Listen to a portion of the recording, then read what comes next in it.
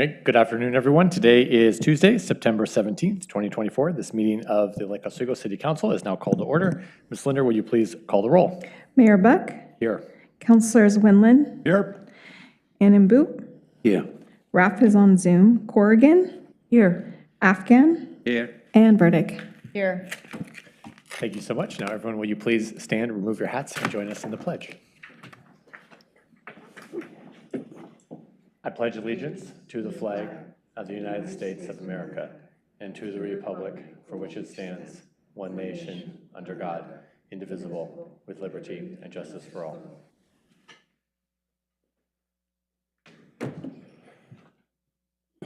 Okay, first item on our agenda is public comment. And Mr. Castle, please come forward.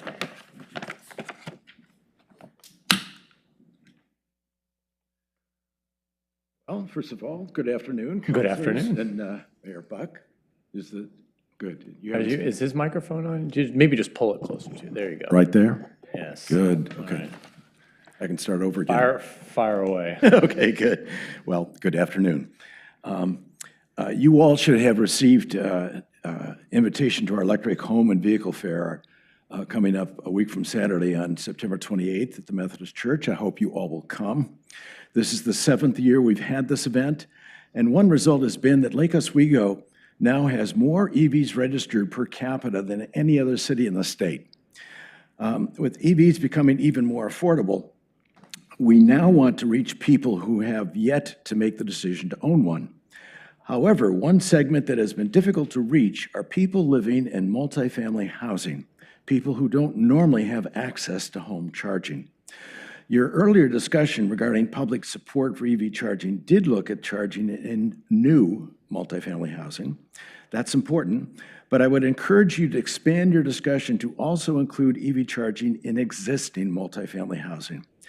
There are many more existing facilities, and one of the barriers has been the higher cost to retrofit them with EV chargers.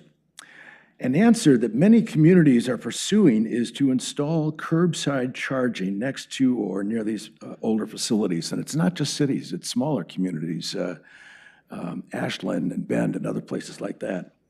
And earlier, there was some reluctance among you, I think, for the city to get involved in providing public curbside charging.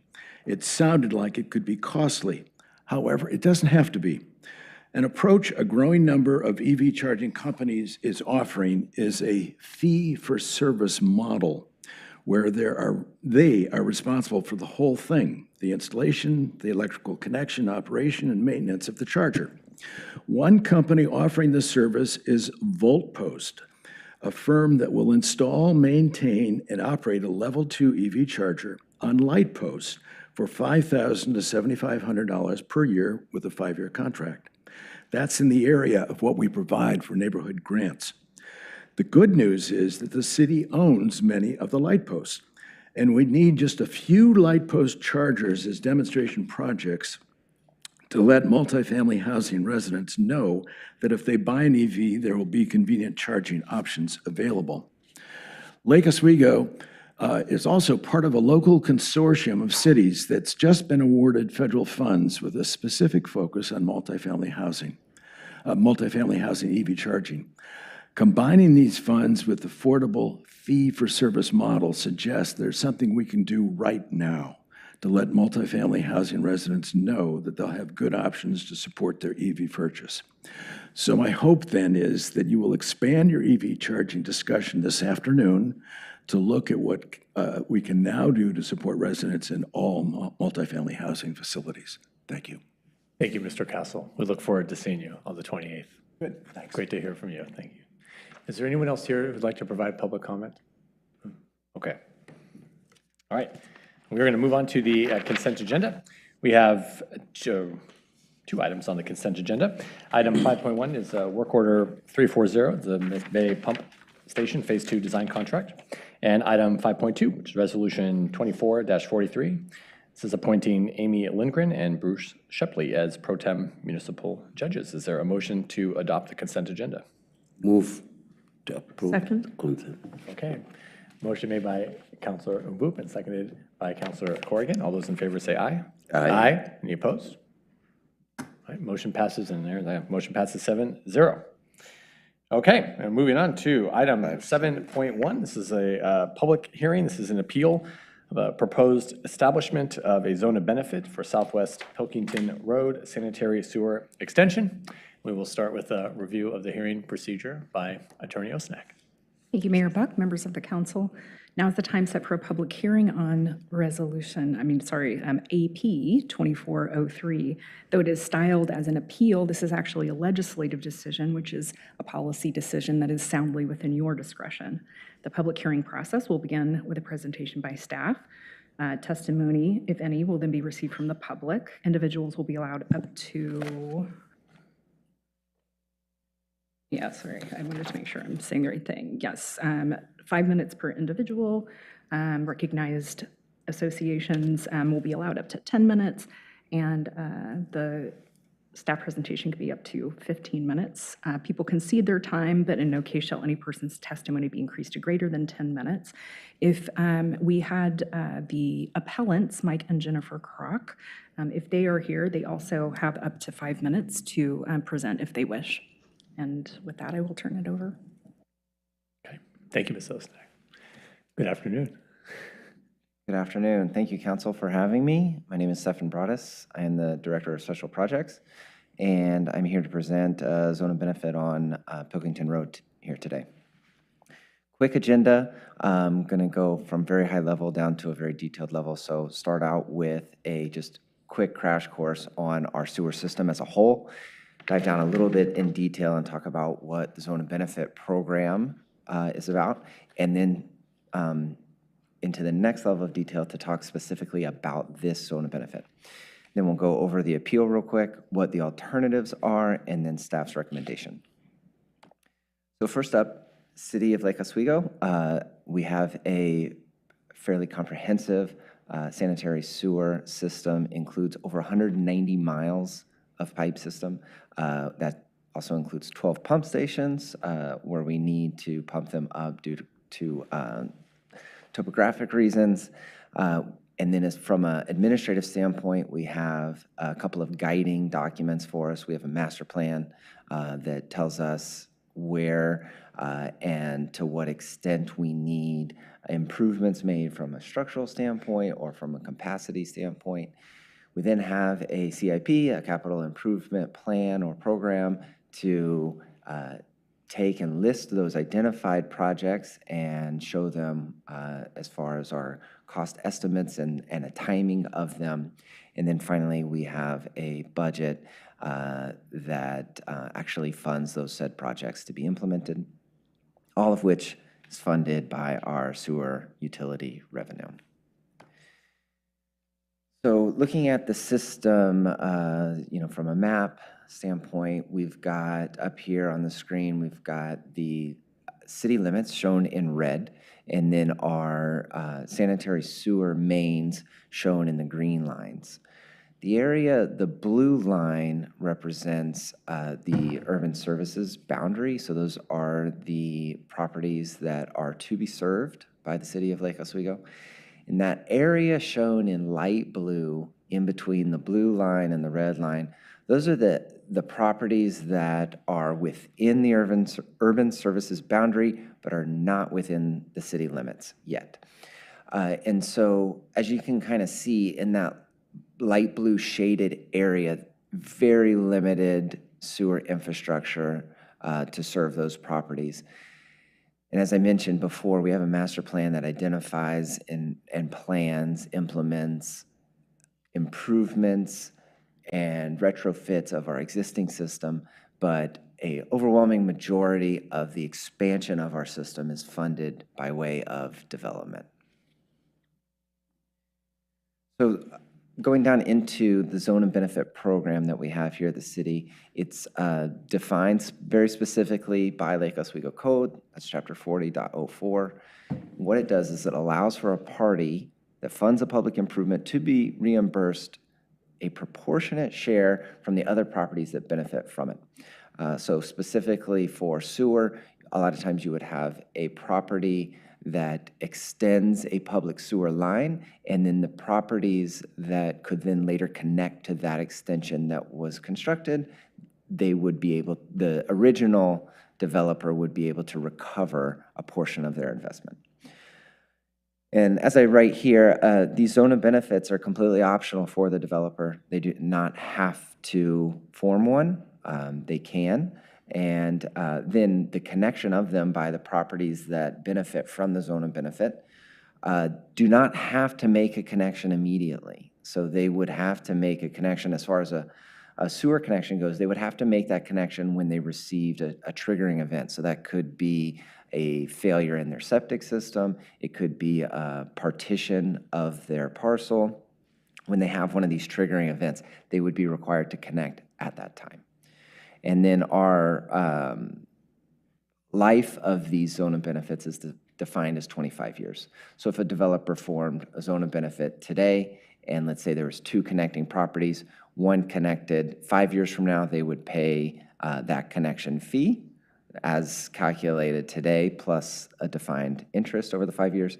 And then if the second property were to connect, let's say 30 years from today, they would only pay the SDCs, the connection fees required by permitting through the city, but the right to recover the initial investment from the developer has since expired.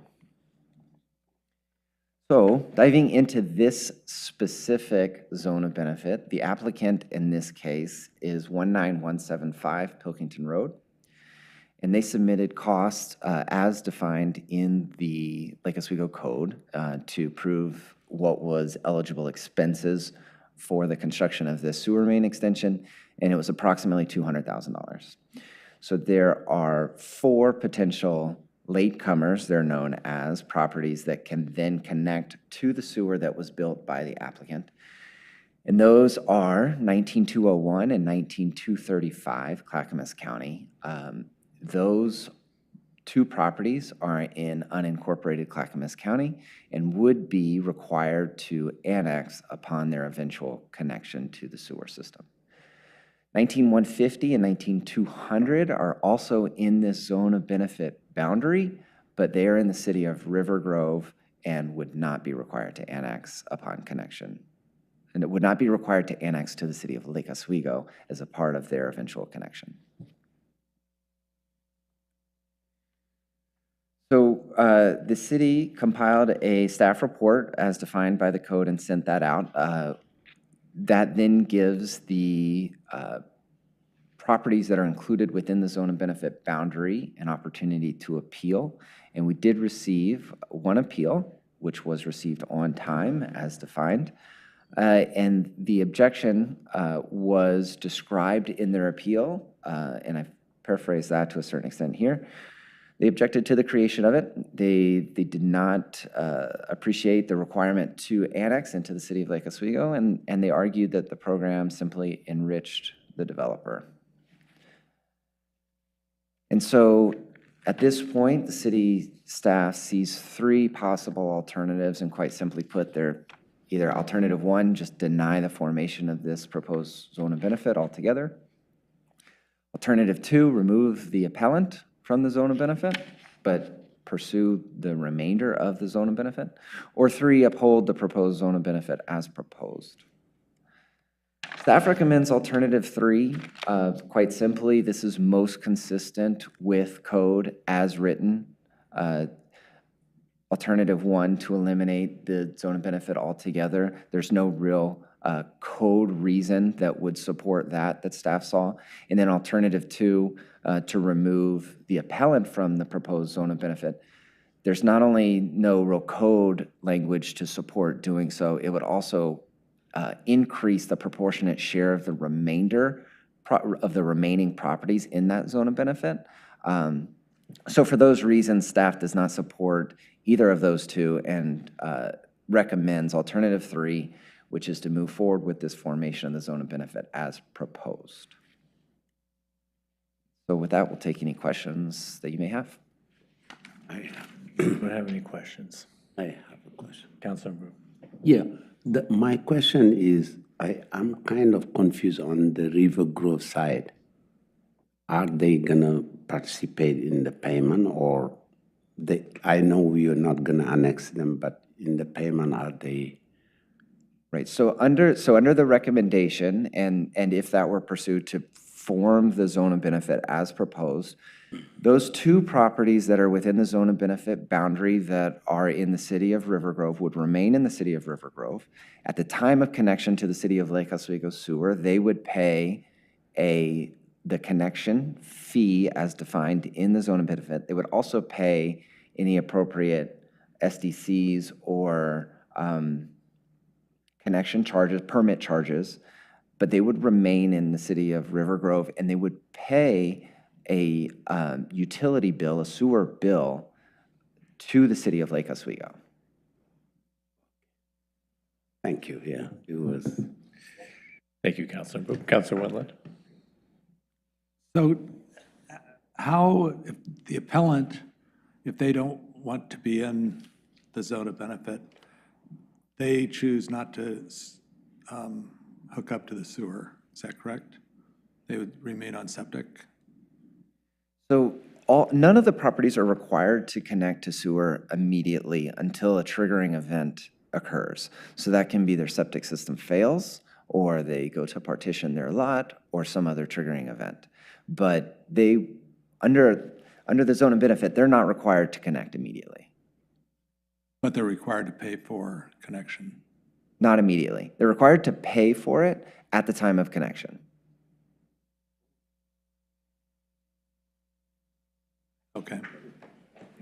And so why aren't the other houses around that one diagram that you, I don't know if you can bring that up again. The other ones in blue, like 5525, why is that not included? Right. So so these properties are identified here within the zone of benefit boundaries as the ones that are, that would connect to the sewer by way of this specific sewer main extension. So the sewer main extension was from the intersection of Childs Road and Pilkington Road, and the applicant extended the sewer up Pilkington Road several hundred feet to reach their property. For example, a property at 5525 is one, it's already connected to the city sewer, but they connect directly to the sewer main that's on Childs Road, so they don't benefit from the improvement that was made by the applicant. The properties shown in orange are the only properties that would benefit from this zone of benefit, from the sewer main extension. None of the properties shown in blue connect to the city sewer at the point of the extension that was installed by the applicant or the developer. But they do connect. They currently connect. Can you show them what came in? Yeah, so There's a, let's see. So the green line down here shows the sewer main in Childs, but 5525 already connects to the city sewer out on Childs Road. If instead it was identified, like let's say they were on septic right now, and it was identified that they were to connect to the city sewer eventually out on Pilkington Road, they would then be included in this zone of benefit boundary. Okay. Can I just follow up on that too? Just to briefly explain why 5525, 5535, and 19295, they're all connected, but they're also unincorporated. How does that work? Yeah, so that goes back a ways. That's why I'm here. Before my time, actually, we did do a River Grove sewer extension. It was in the city of River Grove, and it was to connect the River Grove elementary school. It's elementary school up there. And when that went in, a zone of benefit was set up at that time to connect, to incorporate all of those properties along that alignment that would eventually benefit from it. So although you can't see it here, we have a number of zone of benefits and some in this very area. So some of those people in blue were part of that zone of benefit at that time. And I also think, I'd have to double check on this one. It gets a little dicey in this area because there was different rules were allowed at the time when that zone of benefit was put in regarding annexations. But we have a number of these zone of benefits around where people are set up to be in this zone of benefit, but their neighbor might be in another one, depending on how the lines were put in. But the folks on Childs are part of a different zone of benefit. I see. Well, and just to clarify, since one of the objections of the folks at 19235 is the annexation, I could see how they might be confused that their next door neighbors got to connect without annexing, you know.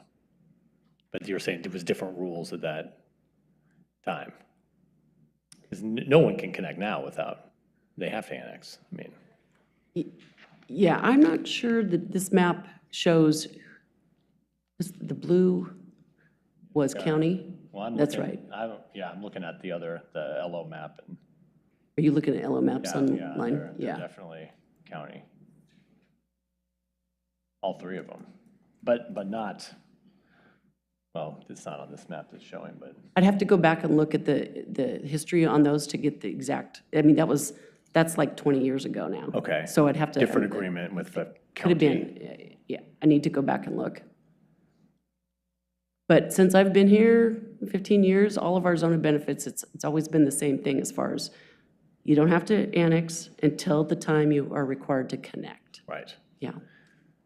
Okay. And then we do have a bunch of properties in River Grove who are connected to our sewer, who will never have to annex to us because they're already in River Grove. River Grove. Yeah, We have an agreement with River Grove that we provide that, Yes. that service. yes. Okay, Counselor Afghan. Oh, go ahead. And then we'll come back to Councilwoman. Director, you mentioned that 19201 and 19235, they do not have to immediately connect, correct? Unless there is an event that causes them. So the one example I think I heard was if the septic tank fails, then instead of fixing the septic tank or replacing it, this is what needs to happen. Are there other examples that comes to mind? What other events can you think of that would require these two property owners connect to the sewer line? Well, another event that comes to mind is a partition. So that's Okay. exactly how this came about. So the applicant at 19175 Okay. partitioned their property. They are within the distance defined by the DEQ that would require them to connect to municipally provided sewer, and thus started this whole sewer extension Okay. project. So that's another example of a triggering event, a partition. And the cost of connection at the time for the connection would be somewhere between 38 and 43,000, or depends on how far out it is? Well, so for this particular zone of benefit, it's defined in there by property, which is based on a formula, which is based on the amount of frontage on Pilkington Road. But it will be based on the time of connection, and that's also defined in City of Lake Oswego code, in that it's linked to a price index to correlate to time value of money, inflation. So when the eventual connection is made, that formula will be used, and the source is the ENR, which is the Engineering News Record. That source will be used to define the factor to multiply the original connection fee. So for example, let's say it is 40,000, which is approximately what some of these were for this zone of benefit.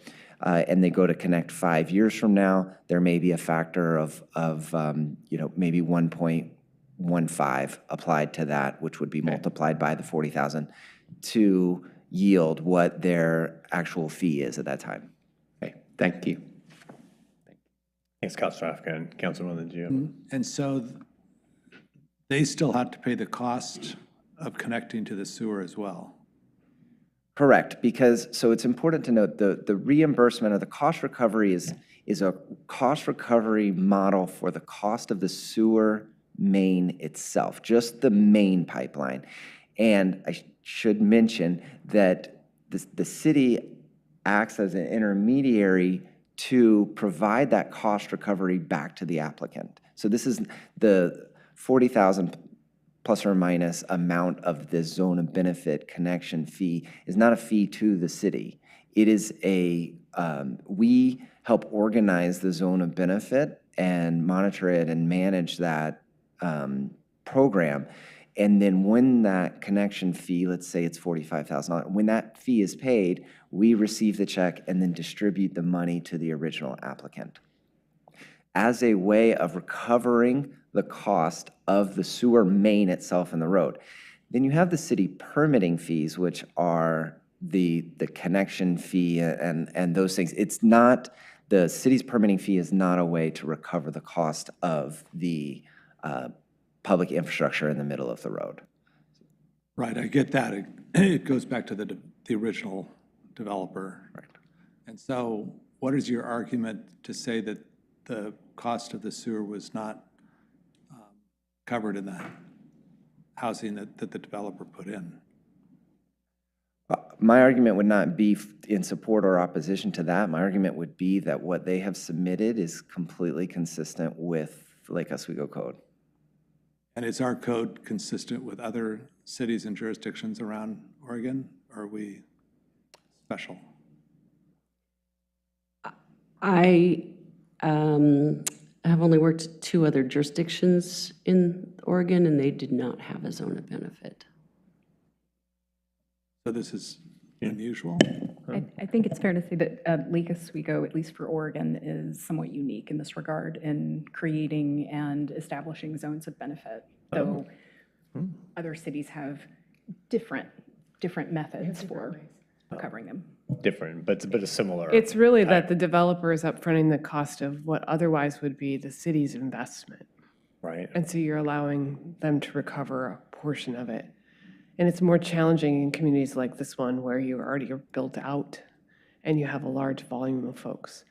I worked in another community where we did have to sewer a large area that had been on septic tanks, and we used an LID. So it's the question of whether you ask existing ratepayers to pay the cost of new ratepayers or whether you ask the new ratepayers to front their own capital costs. And how do you go about doing that in a fair and equitable manner? Right. There's no easy answer to that question. So last question, if this was not a zone of benefit and 19235, their sewer failed, they by law with DEQ would have to hook up to the sewer because they're close enough to a sewer line. And they would just cover the cost of connecting to the sewer line that's already there. Is that correct? Correct. And if this development had not taken place, they'd be paying the cost to drag it down to their property, of installing this new Pilkington Road sewer. Right. So it's just like, it seems, instead of being a game of who has to replace the sewer first, Right. everyone pays because eventually. Who can outlast their yeah. sewer or their That's right. septic tank? Right. And not report it? No. Okay, thank you. Yeah. I would just, Please, go ahead, and then we'll go to Council Corrigan. Yeah, the cost to the appellant at 19,235 prior to needing to hook up to the sewer is what? Is there a financial cost to them prior to hooking up? It's 0. So they don't, this won't cost them anything until they find that they want to or need to hook up. Correct. There's no cost to anyone in the zone of benefit at this time. Stefan, do we lien the property, though? I think that could be another thing the property owner could be concerned about. Does the zone create a lien on the property? I believe it does. Yeah, so it'll show up on their title report. It's a future obligation on the property. On all the properties? All the properties in the zone of benefit. Oh, okay. If they sell it, so that the. Okay, so if are someone aware. buy it, he will catch that thing. Yeah, okay.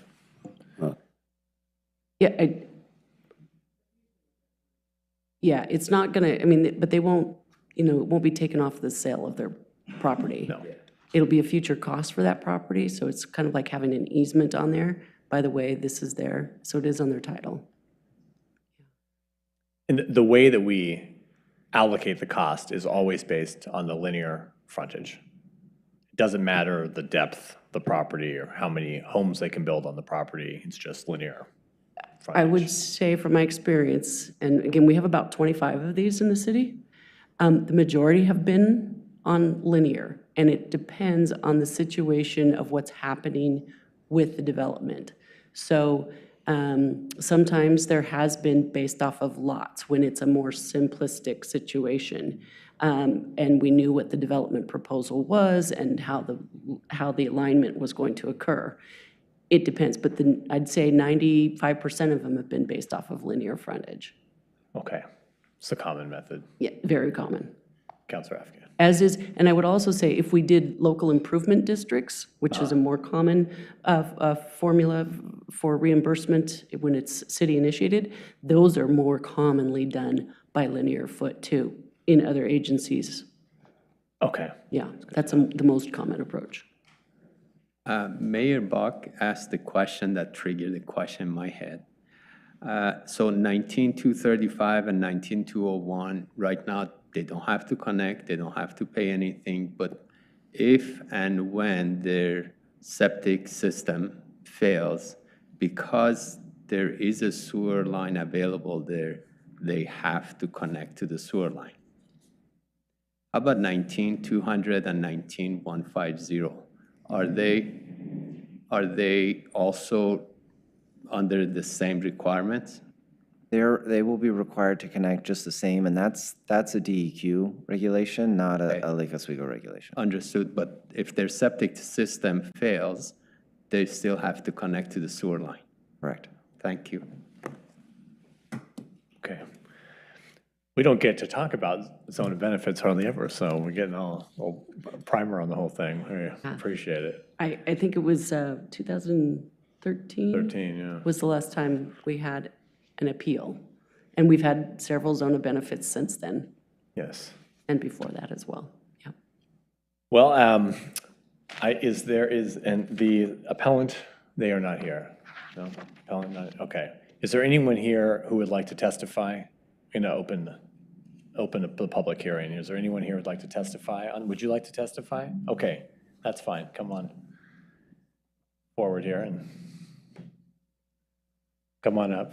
You can introduce yourself. Just give us your name and you'll have 5 minutes to talk to us. Kind of nervous about this. Oh, don't be nervous. I'm Marta Lansing, and I am 19150.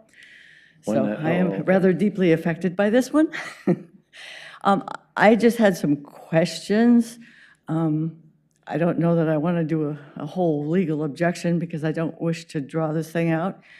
But I am concerned that those of us around are subsidizing a developer who is selling homes. The one across the street is now there, and they're using the sewer, so it's available. And that property sold for over $2 million, and the one behind it is going to sell for just as much, and the sewer is hooked along the top of the property line.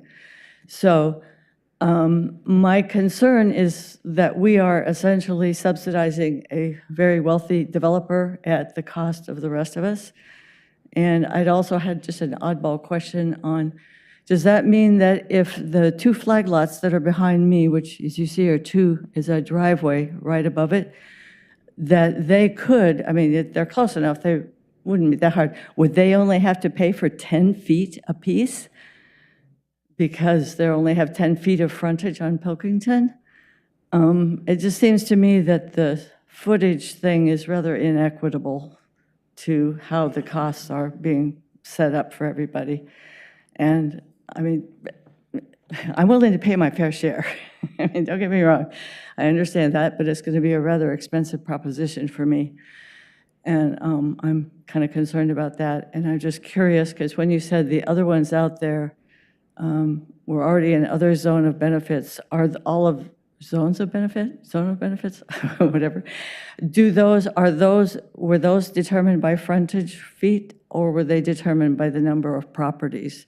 Because the difference for me and for Jerry next door, she's 19200, is considerable. It's like $4,000 or $5,000 difference it would be, plus the developer with much deeper pockets is getting the back lot for free. And I'm just concerned about that. Okay, thank you very much. We'll, when the staff comes back, maybe they can answer the questions that you posed. Okay. I just, okay, Yes, no, thanks. thank you very much. Thank you, ma'am. Is there anyone else who'd like to testify? Okay, we're going to close the public hearing. And Mr. Broadus and Director Bernie will come back now. And, you know, this is a question, actually, I had the same thought, the resident here, about the kind of on a per lot basis, because, you know, they can spread the cost over the two homes they're selling. And just, so that's why I was kind of asking before about the methodology. Like, is this just a consistent methodology that we use, or do we ever do it on kind of a per lot basis? Kind of. So a couple of questions. The one question was about the connection, I believe, of these flag lots up here on the north, Yes. to the north of this. So those properties, a couple of things. Those properties are not included in this zone of benefit because they are upstream of the sewer main extension. So when you go to connect to city sewer that does not yet exist, you are required to make an extension up to the upstream boundary of your property. So notice, it's hard to see on this, but this sewer extension actually goes all the way to the northern bound property line of 19175. Even though the connection to the actual sewer is south of that, that is a requirement of the city that you extend it to the upstream property line. And so these properties are not in this zone of benefit because they have not been benefited by this extension. They will have to construct their own extension if and when that happens. The other question is a per lot versus a linear footage method of calculating the proportionate connection fee. The way to look at this again is a cost recovery of the construction of the sewer main itself.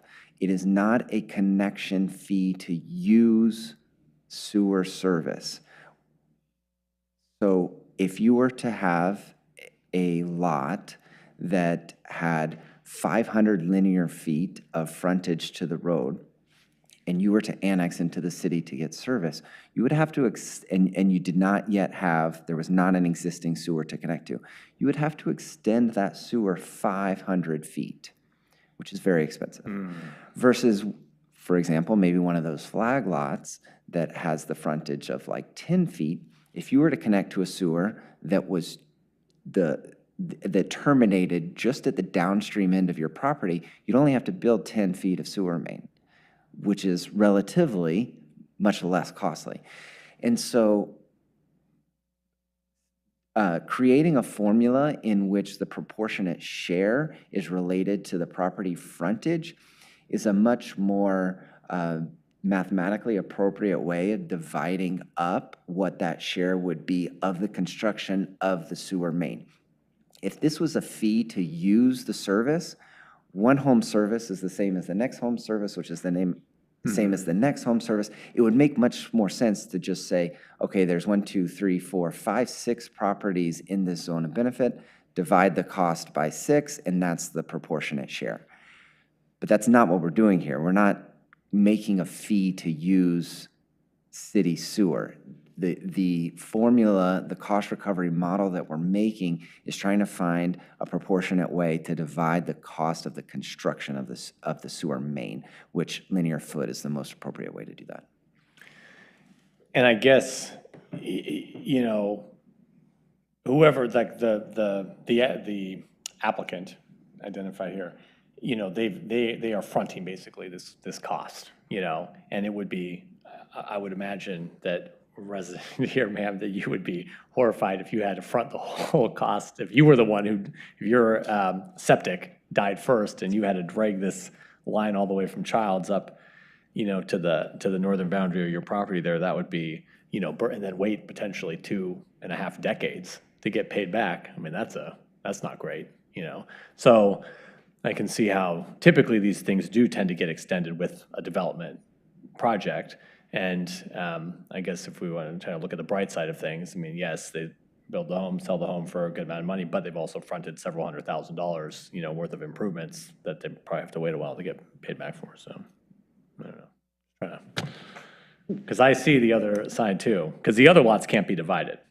Well, so actually, it's possible. I mean, for instance, we try not to speculate as to how much things are going to divide, because, for instance, 19150 could possibly divide.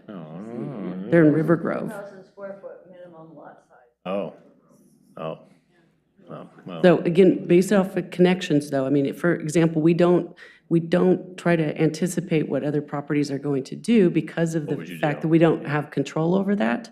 What we have control over, or not control, but what we can, is definitive, is the length. yeah, And I'm sure you all recall that in Lake Oswego now, we allow duplexes, triplexes, Exactly. quadplexes, and cottage clusters on every lot. right. Yes. Well, everyone can do that, yeah. Everyone can do that. So that's equal for everyone, but not everyone can divide, so that's.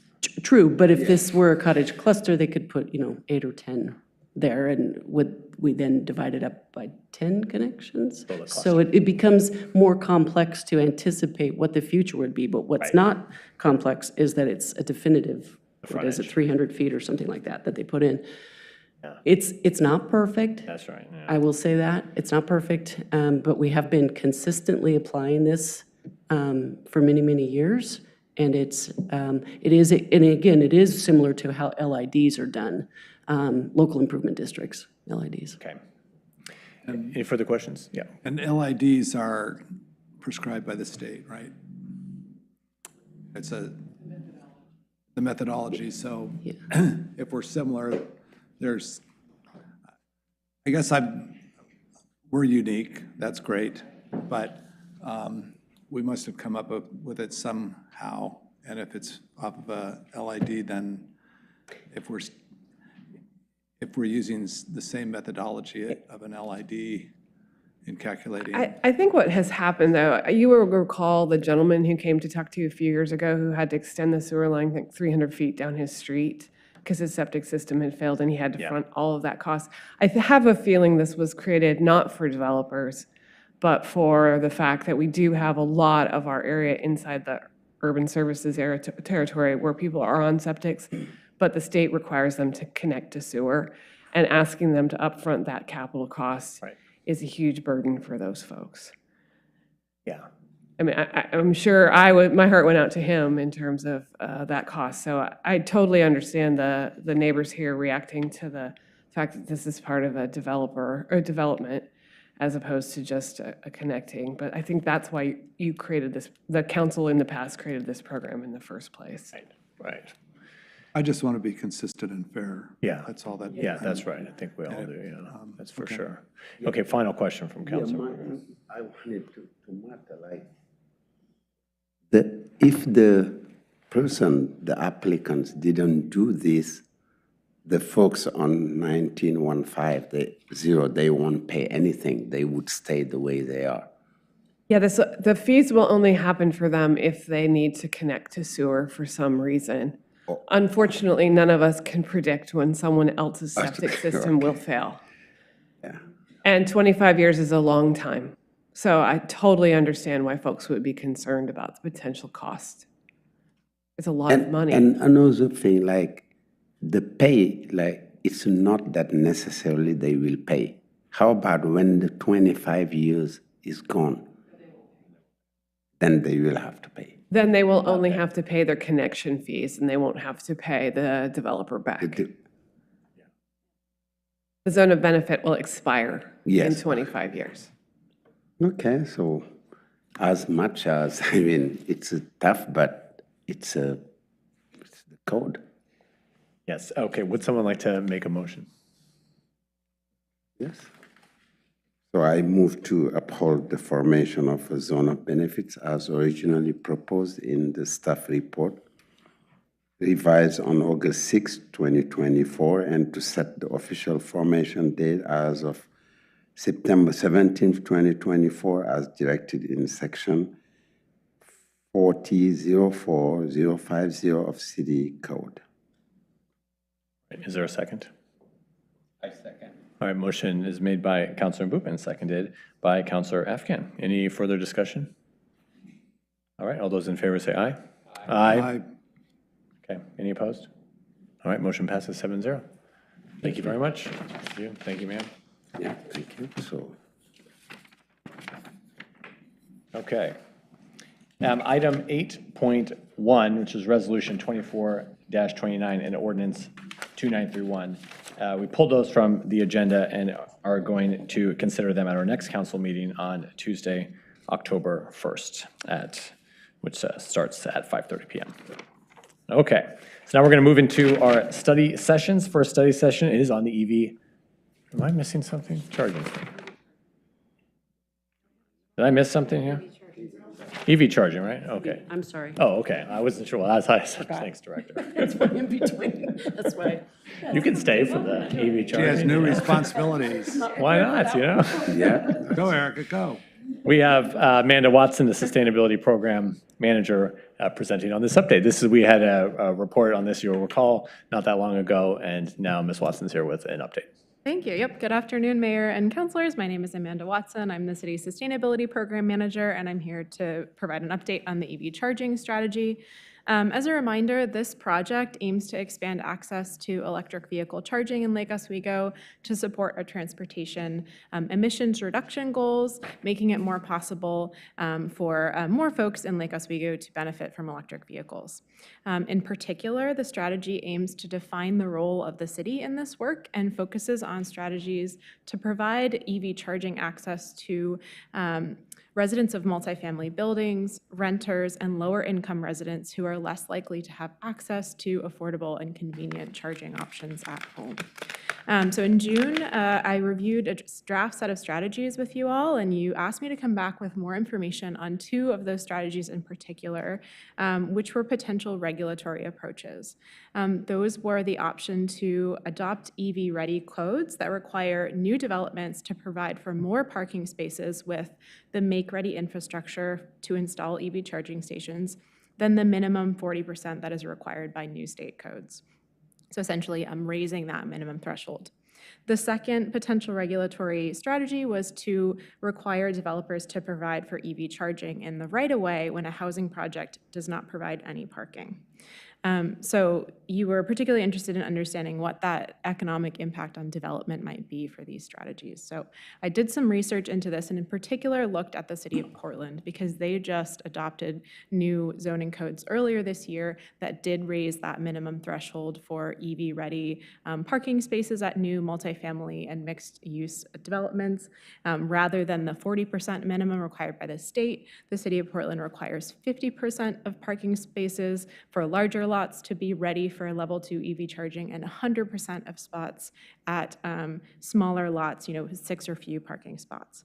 The city of Portland has been working on this for years. They actually kind of started developing their regulations before the state did theirs, but they had the study in 2021 that looked at the impacts on development because like Lake Oswego, they have housing, production goals and affordable housing goals, and found that the economic impact to development from these higher EV-ready codes was relatively small. They found it was between 0.2% and 1.2% of total construction project costs to add this additional EV-ready requirement, and then that the anticipated impact on rents, so for residents, would be less than 1%. This study was done in 2021, so we've had inflation since then, but they were also looking at a kind of different a greater increase in the requirements at the time the study was done than is now the reality given the state requirements. And so I think, long story short, I think we can still say, even if the numbers are a little different than they would be today, that we can anticipate the economic impact from this sort of regulation to be relatively small. At the same time, I did some outreach to developers, didn't hear back from a lot of folks, but did hear from one affordable housing developer in Lake Oswego who expressed concern that, particularly for affordable housing developments, electric vehicle charging infrastructure is a significant cost, and more so because of the electrical service that is required for the building. So it's still something we need to take into account as we're planning for our housing goals. So in terms of these two potential regulatory strategies, my recommendation, and this is what I'd love to hear, council's feedback on, but my recommendation is that we hold off right now on directing the Planning Commission to do work on these for a couple reasons. The main one being that you all are still working on implementing the climate-friendly, equitable communities rules, particularly around parking. I know the City Council's indicated that you're interested in getting rid of the minimum parking requirements, and this would impact potentially our strategies around electric vehicle charging. And those Portland requirements are relatively new too. So I think there's some more time will give us a better sense of how those changes can impact the options we have through regulation to improve access to EV charging through our development codes. So I'm recommending, I think, holding off on directing further work from the Development Commission on those two strategies. I'll pause there. I have another update to share around funding, which you heard a little bit about in public comment as well, but I did want to pause if there's any clarification or feedback in terms of those two regulatory approaches that we brought to the table back in June. Okay, thanks, Ms. Watson. Does everyone have any comments or in agreement with her recommendation? Yes, nodding, okay, yes. All right, thank you. Yeah, it makes good sense. Yeah, and we'll continue to track the space. Technology is also changing pretty rapidly in terms of charging options for multifamily housing. And so, another thing that we want to take into account is how can we be flexible? Maybe level 2 charging for new developments is not always going to be the best option.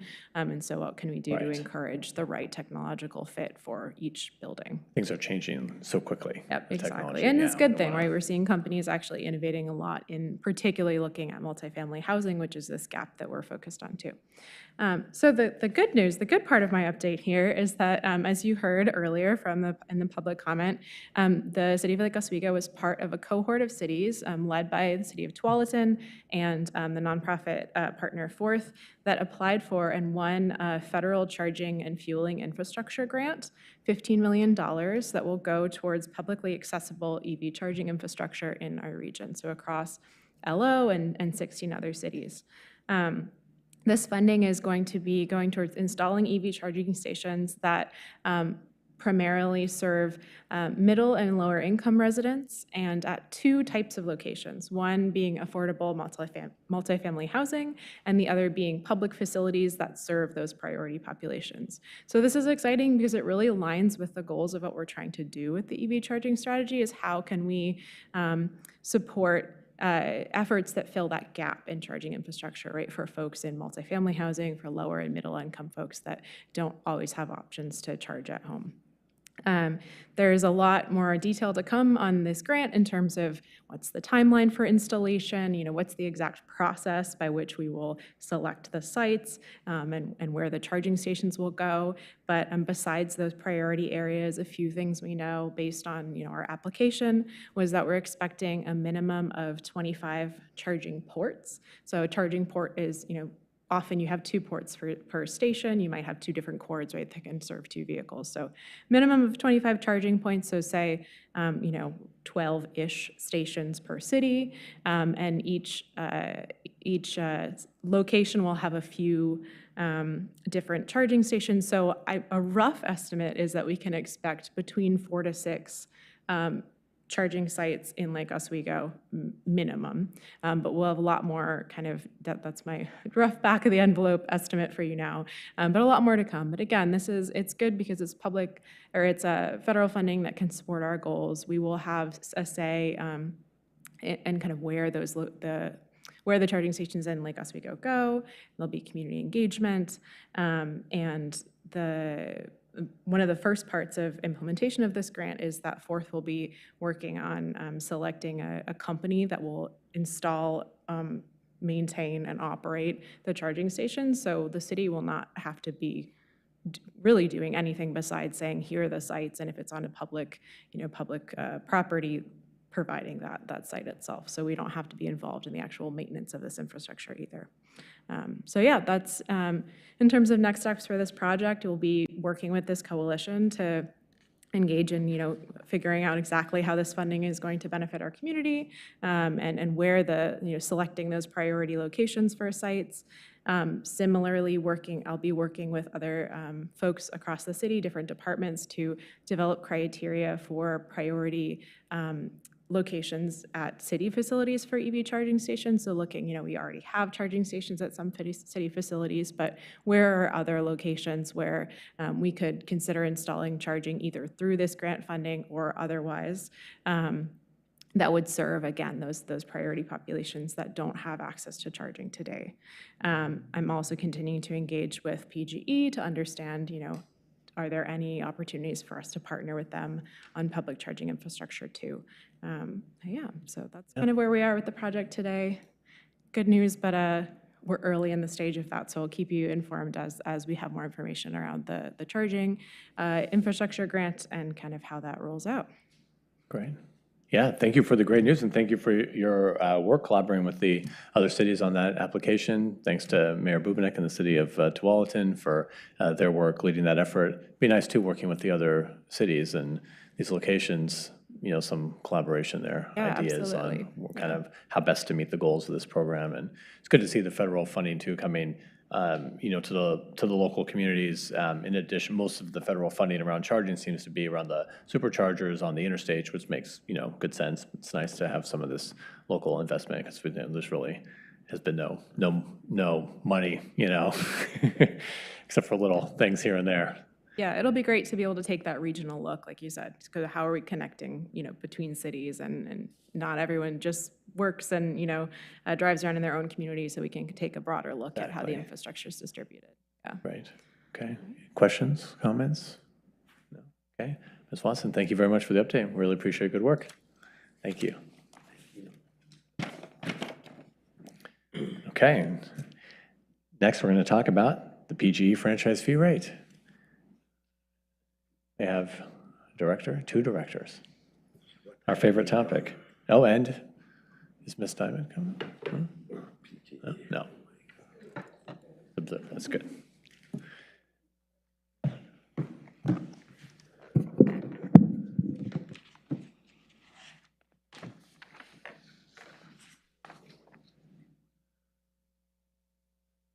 Okay, we're going to talk about the franchise agreement with PGE. Hey, good afternoon, councilors, Mayor. Erica Rooney, Public Works Director, City Engineer, and with me is our Finance Director, Sean Cross. Because I have more words than he usually does, I get to start us off.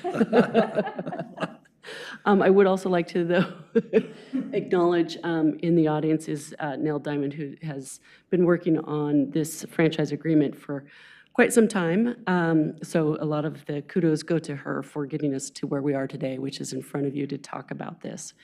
Just a little background before I get into it. The main crux of this is that, as a reminder, and I think we talk about it a bit in the report too, in the council report, but prior to 2019, we had multiple franchise agreements with all of the different utilities. So we might have had one with Verizon and one with Comcast and PGE and Northwest Natural. And we had all these different franchise agreements that had different details in them, had different timelines, had different rates of, it was all over the board. And that was fairly typical.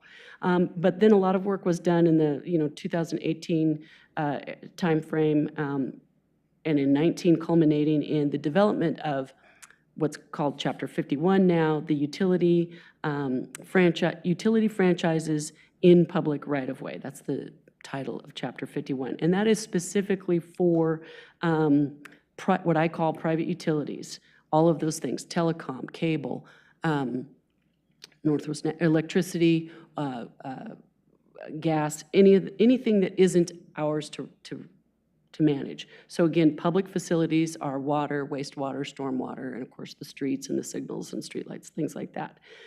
All of those public ones that we manage are dealt with in codes, Chapter 38, 41, 42, 43. We're not talking about water, wastewater, or anything like that. We're talking about all of those other franchise utilities that, you know, quite frankly, you see on TV. Verizon, T-Mobile, Ziply. It's hard to keep up with all of them, right? So Chapter 51 comes along, what we did at that time was make sure, Chapter 51 was really designed to have everybody on the same page and get what we call a license rather than individual franchise agreements, because it simplified, it made it more clear, people were treated consistently, had the same requirements on them. However, Chapter 51 also did allow, should the city choose, to accommodate for negotiating a franchise agreement outside of 51. That is exactly what we have done specifically with PGE.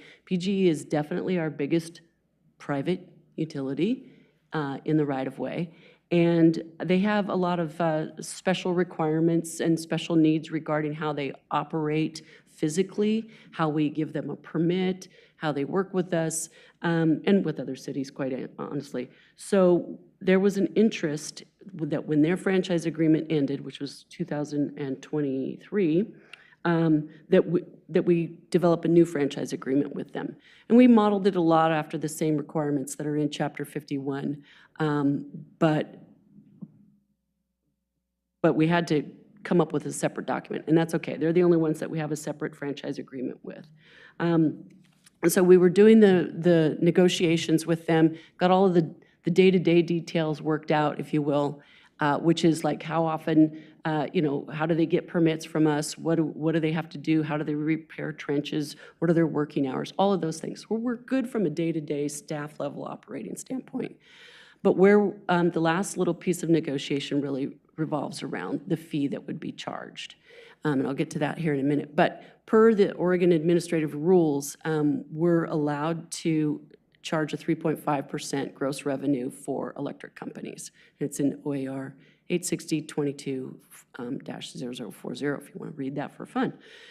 Any additional fees can be collected by the city and as a separate pass-through. So for example, we do have that with Northwest Natural, and it shows up separately if you get a Northwest Natural bill here, which I assume you all do.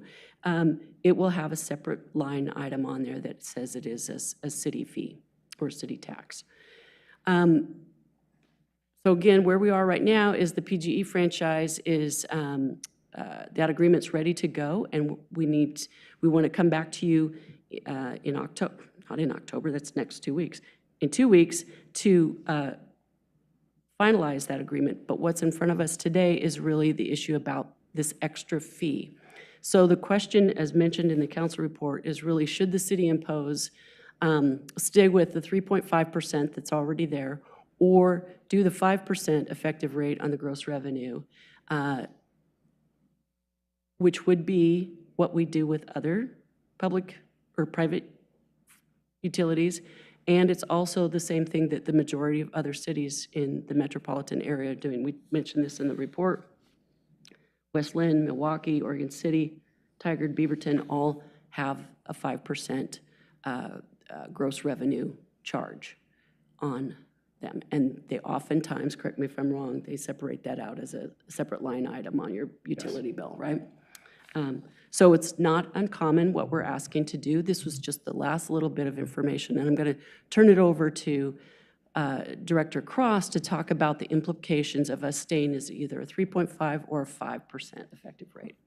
Yeah, so basically, if we go to the 5% as we would have doing a license with the right-of-way fee, so that's kind of what we had budgeted for, because it was the previous franchise expired, I think, like January of 23. So when we built the 23-25 budget, we did include that extra 1.5%, the additional from 3.5 to 5%, which constitutes about $650,000 annually. And then depending on PGE rate increases, that also increases the 5% that we would get back. So, I mean, there's really, if we stay with the 5%, we'll get the $650,000, but then the 1.5% fee goes to the ratepayers. If you don't, then we we'll have to start budgeting in $650,000 less dollars into the general fund and not increase the rates. I mean, that's really what we're looking at. I think it's kind of in scale, you know, $650,000 is what, about half a fire truck? It's about 3.5 FTE. But generally, you know, we budgeted for last fiscal year about $3.9 million in franchise fees, 650. The overall general fund money, that wasn't specific to like the 911 things, but just the general fund revenues was about $48 million. So 650, it's not quite 2%, but it's getting there. It's like between 1% and 2% as a scale. So the real question is, we do it, you know, I mean, does the city come back and use the 5% or the 3.5%? So that's what we're looking for the guidance on. So just to clarify, the way we got here was we were going to switch PGE to a licensing program, and we had planned on doing that when the franchise expired in 2023. Everyone's on the same program, 5%. So it was really no question, because that had been the direction given to switch everyone to the licensing program. But then PGE came and said, well, we don't want to be on the licensing program. We want to stay on the franchise program. So we had to go through this exercise now in the interim and negotiate. But the difference is now it's not the licensing program. And so now we're back at adjusting the current franchise from the 3.5 to the 5 to meet what we had been planning as a city. Maybe not this group, but as a city, we've been planning on that 5%. So we budgeted it and expected. Yes. Yeah. Okay. Councilor Boo. Anyone else questions? No, you know, my problem, yes, 650,000 is good, but why would we put 1.5 to the public and not to PGE? That's like historically, if you consider that last year they add 20% to people's bill.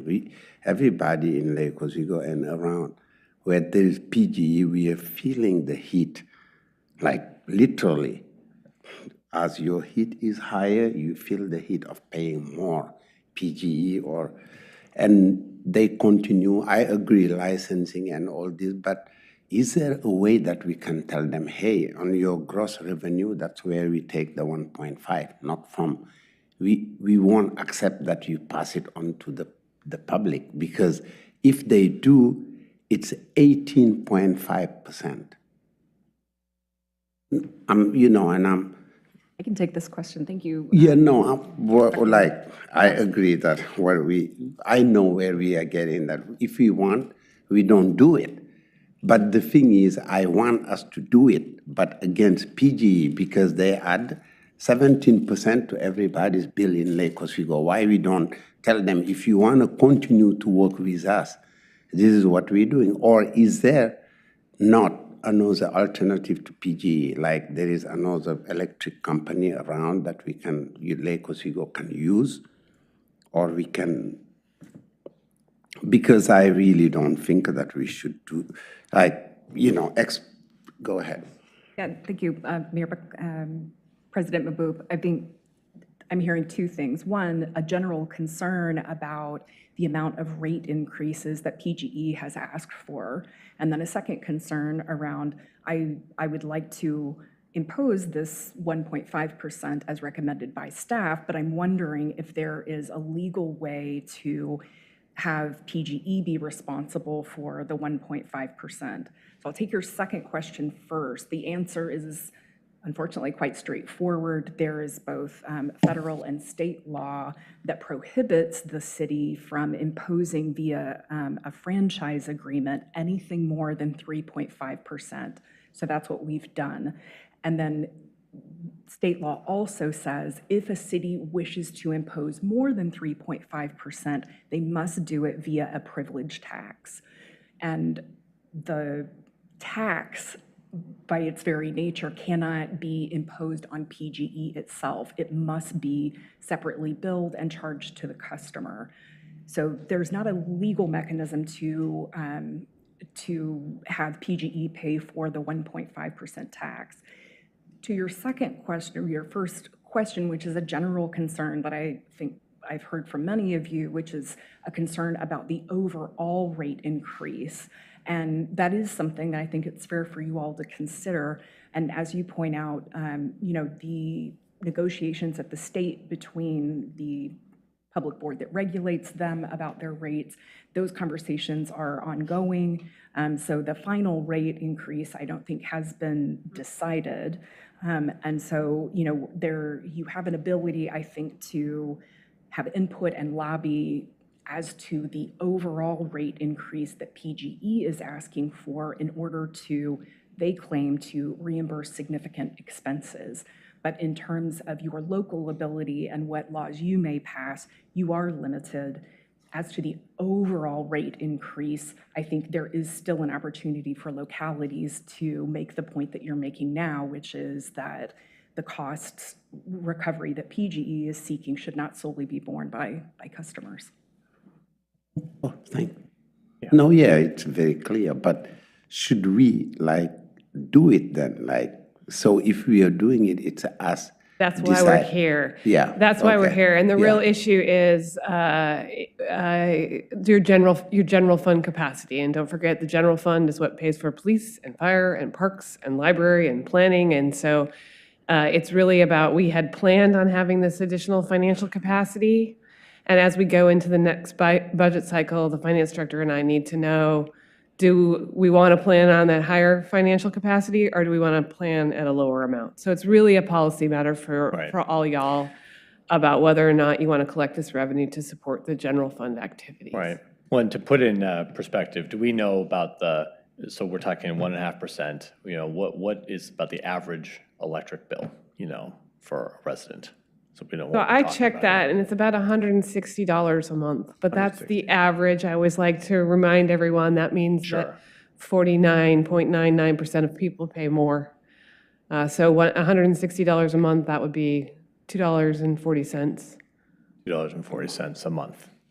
Okay, that's good. And Sean, perspective. but yeah, Mr. Cross, what is the 1.5? Concretely, what can we do with 1.5? It's roughly, based on the revenue we collected in 2024, it's $652,000. Yeah, but what can we do with it? It's about 4 FTE. It's about half a fire truck. Okay. It's already a part of the budget. It's already, it's, a third of the HR budget. Councilor Afghan. Directors, other franchise fees that we have with other providers, are they also at 5%, or do they range from something to something? No, they're at the 5%. They're all at 5%. Okay, thank you. Thank you, Councilor Afghan. Councilor Corrigan. Yeah, I'm just wondering what it costs us to do business with PGE. It sounds to me like they're not really that easy to do business with. I'm wondering, what do we spend with our finance people, our engineers who have to interface with them, our utility workers? So unfortunately, our costs have gone up as well, and our employee costs have gone up. Can you tell me what what cost burden do we have that changes as time goes by with PGE, as we try to understand what it's costing us to do business with them? Well, we work intimately with PGE on a daily basis throughout the city. They do obviously a lot of work in the city, replacing their infrastructure, repairing their infrastructure, whatever it might be. We have a constant interaction with them just on the work that they're doing. We also work with them intimately when we do something like the Pilkington and Jean intersection signal that just went in. That was a very long process to get them to move their facilities out of the way so we could put in a signal. So we interact with them on probably every single CIP project we have. It's a very consistent, longstanding relationship. Cost of doing business with them, I don't know that I could put a number to that. Councilor Corrigan, do you mean just in relation to negotiating this franchise agreement? No, I mean just like the things that Director Rooney just described. How much of our employees' time does it take to manage the work that we do with PGE, because everyone's costs are going up, and they don't take care of everything on their own. I know that we pay people to deal with doing business with PGE, and I was just looking for some kind of insight into that. I haven't put a FTE count to that, but it's significant. Theoretically, that's what the 3.5% is supposed to cover. Whether it does or not, I don't think we've ever done the math, but that's the reason that we're allowed to charge the 3.5% is because of the cost of managing their use of our right-of-way. So, you just given Erica a little assignment. She doesn't know it yet, but to try to figure out whether or not there is a reasonable relationship between what we receive and what they pay.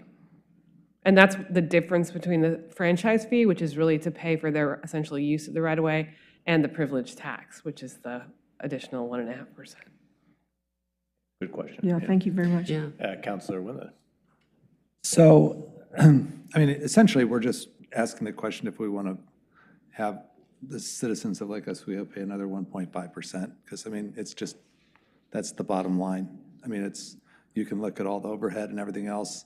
Electricity has to be provided to our residents, and it's just a question. We've gotten away with 3.5% all these years, and now this is a opportunity to increase the tax onto our taxpayers. I mean, that's pretty much what it is. I mean, that's all it is.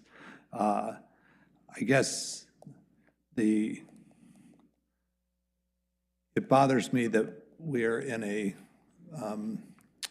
3 or 4 year cycle where rates have gone up tremendously, and even though 1.5% sounds just like a small amount, it's on top of, 7, 8, 12, 15%. And it looks like it's going to continue to be going up.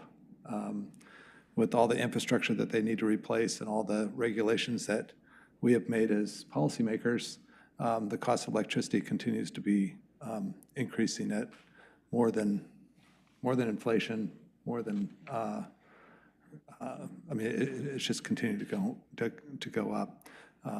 So I think we just have to ask ourselves, our coffers in the city budget are already anticipating the $650,000 that this is going to provide, and do we want to support the budget that the budget committee basically provided? So I think we already made that decision when we passed the budget. I mean, essentially, I don't like additional taxes, but I think I don't see the city having any great increases in other revenues. I see construction activity off. I see assessed valuations not following the same trend.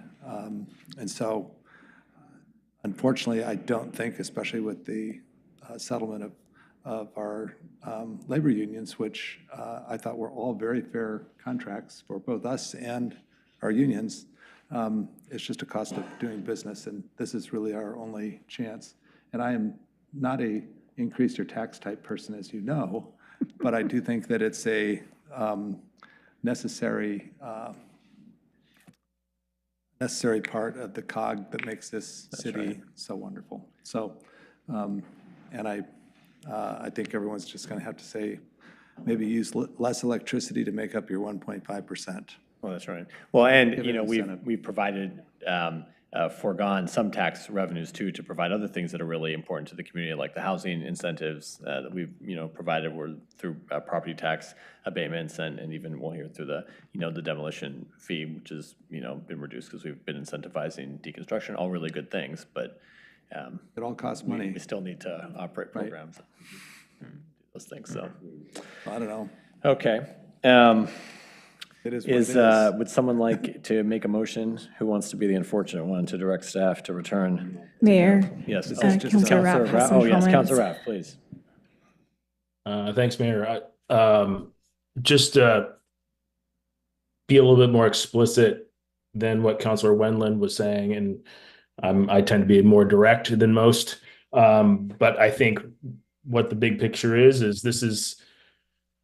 we need to understand, and I think the people in our community needs to understand, this is the real cost for everyone's push to renewable energy. And that's just the reality of it. I'm fully supportive of renewable energy solutions, but there's a cost associated with it. And PGE, that's the reason why these organizations are charging so much so quickly, is it's not cheap to produce. And as we continue to want to, push for those solutions, we have to be ready as a community to pay for them. Unfortunately. Yes. Thank you, Councilor Raff. Okay. Would someone like to make a motion on this item?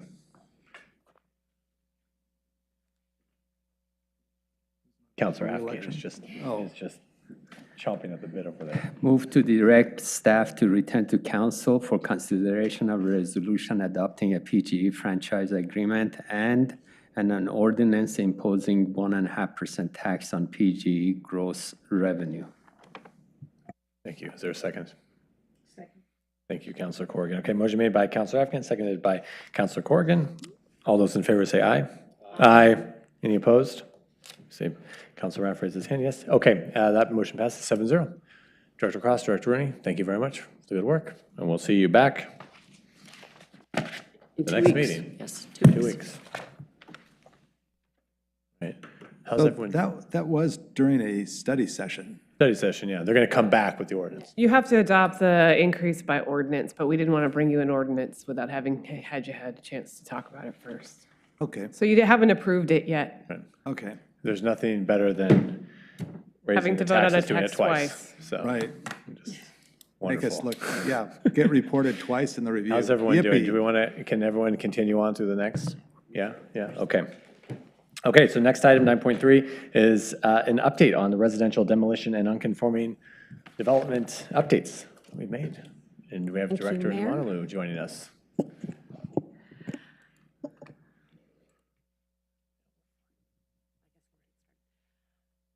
Good evening, Council. Good afternoon, Council and Mayor. My name is Jessica Numonolu, Director of the Community Development Department.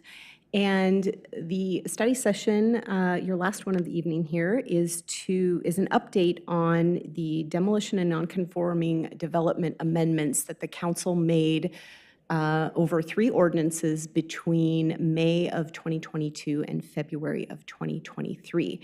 And without going into the full background, it started out as a recommendation from the Middle Housing Advisory, or Middle Housing Code Advisory Committee, who was looking at ways to basically encourage middle housing development. And one of the things that they were looking at was the definition of demolition, particularly with remodeling and conversion of existing dwellings into middle housing. So that's kind of where this conversation started. And the council, after adoption of the first 2 ordinances, which related to the definition of demolition and the demolition tax, requested that staff come back and provide an update on the effects of those ordinances within about 1 to 2 years. It's been just over 2 years since the first ordinance was adopted. So in terms of my presentation this afternoon, I'm going to give you an overview of the demolition and nonconforming amendments. I have some data on demolitions and the demolition tax revenue, as well as sort of building activity overall. And then we'll end with an example of a recent remodeled nonconforming dwelling as an example of how we review nonconforming development since the amendments that were adopted by the council actually in February of 2023. And then we'll end with questions. There's no direction or particular ask that I have of the council this evening.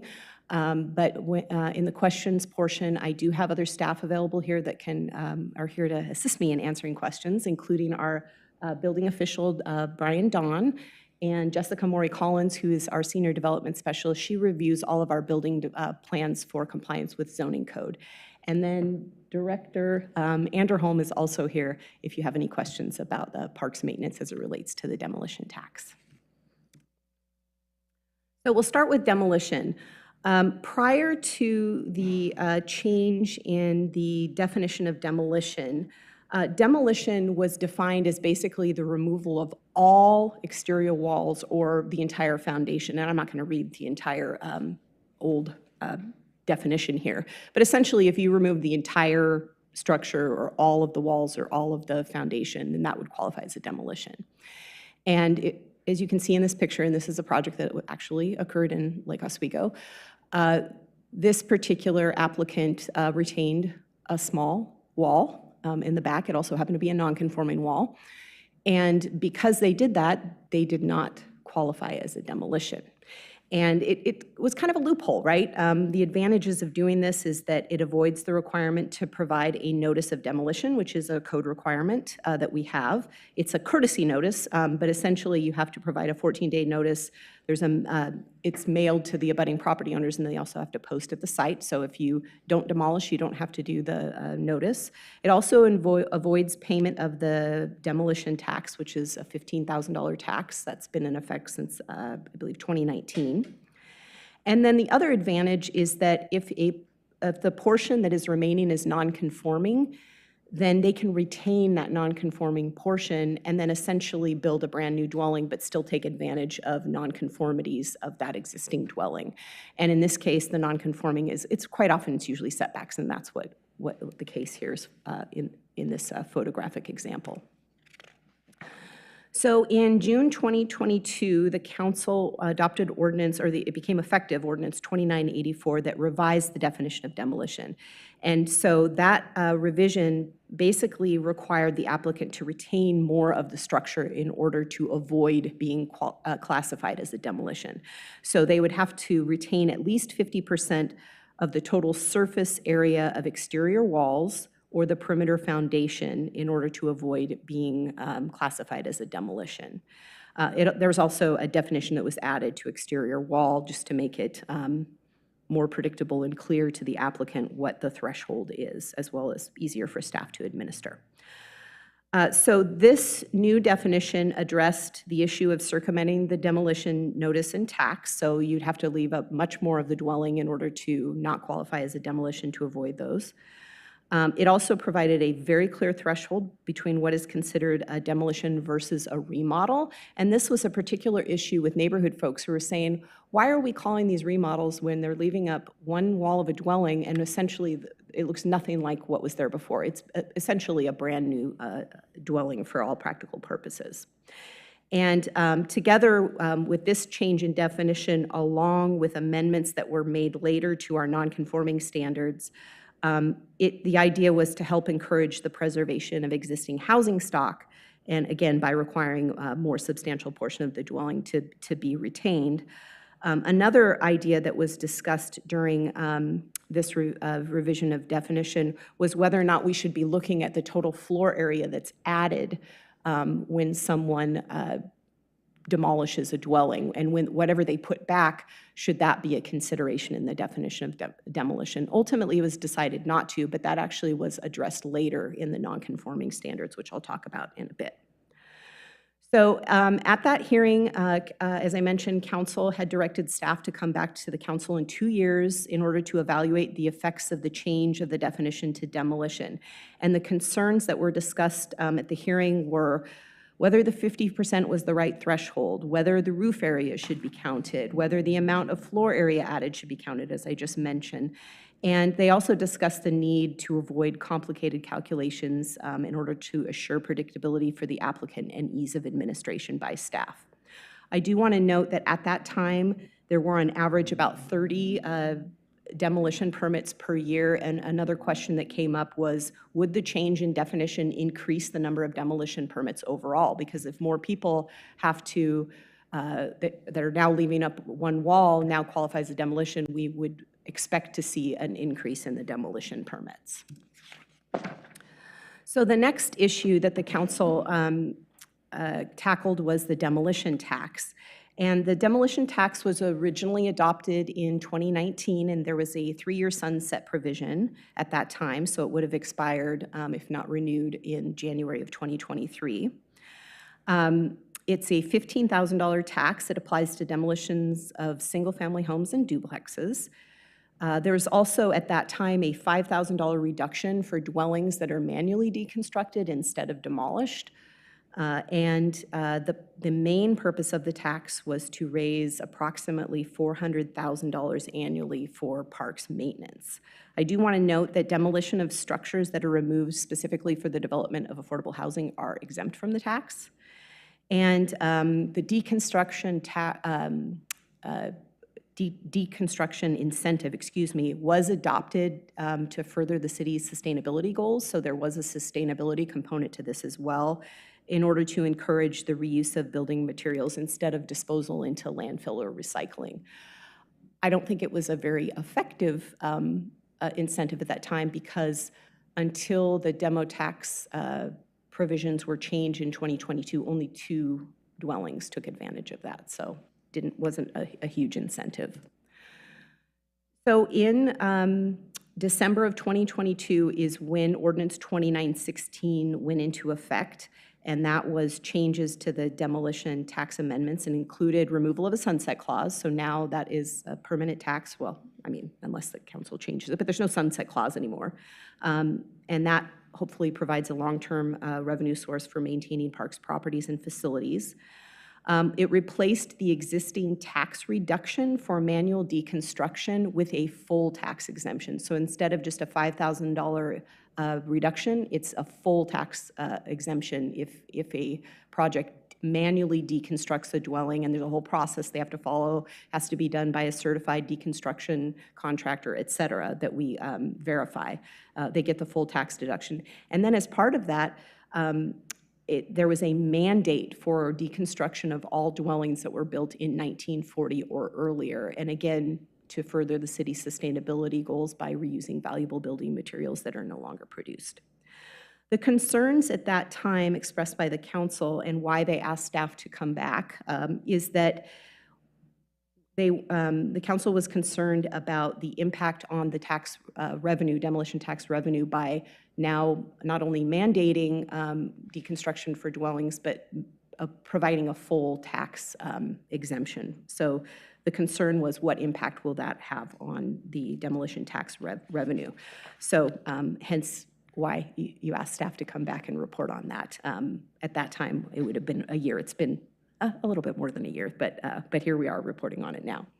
And then finally, the non-conforming standards, this is not something the council asked that staff specifically come back and report on, but it is related to the change in the definition of demolition. And so I'd like to give you an update on it so you can just see what has happened, and just to report that it has worked pretty well for staff, and we found that the administration of this standard has much improved, and we think it is achieving the policy goal objectives that were intended when this ordinance was adopted. But the prior nonconforming standard basically allowed retention of any nonconforming portion of a dwelling. You could demolish the entire dwelling except for that portion of the nonconforming that was nonconforming, and then rebuild that in a manner that conforms to the code. So in the example shown up on the screen here, the green area is nonconforming. It's within a rear yard setback. The sort of beige area is the available building envelope, so they could just leave that little tiny portion and then build what is essentially a brand new dwelling, thereby prolonging this non-conforming portion of the dwelling. And the neighborhood was concerned because the idea is that, you know, if you're building a brand new dwelling, it really should conform to neighborhood standards and codes. So that was sort of the policy intent, is if you're going to, for all practical purposes, build a brand new dwelling, then the entire dwelling should comply. So the council in February of 2023 adopted Ordinance 2891, and this required that the entire dwelling be brought into conformance if in one or two cases. First is if it qualified as a demolition per the new definition of demolition, you have to bring the entire house into conformance. And the second one is, even if you don't qualify as a demolition, if you increase the floor area of the dwelling by 50% or more, where the total floor area of the dwelling after the addition exceeds 90% of the maximum floor area. So it's not that it's 50% or more, you also have to be within 90% of whatever the maximum total floor area is allowed on that lot. Then the whole house needs to be brought into conformance with the code.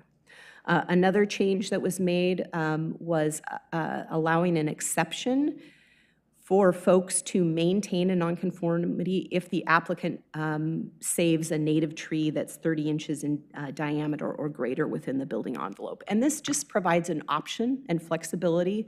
So for instance, if there's a tree that's within, on the side of a house that's within the building envelope and their existing home goes into the rear setback, and in order for them to rebuild and not lose that floor area, they could retain that rear portion and add and remodel beyond the threshold allowed and be able to maintain that nonconformity and keep the tree. Otherwise, if they don't have that incentive, they may just demolish the whole thing, build fully within their building setback, and then the tree goes away. So it's just a little bit of flexibility to retain trees. I will say this hasn't been in effect very long. Nobody's taken advantage of this yet, but it's, I think, a good thing to have that flexibility there.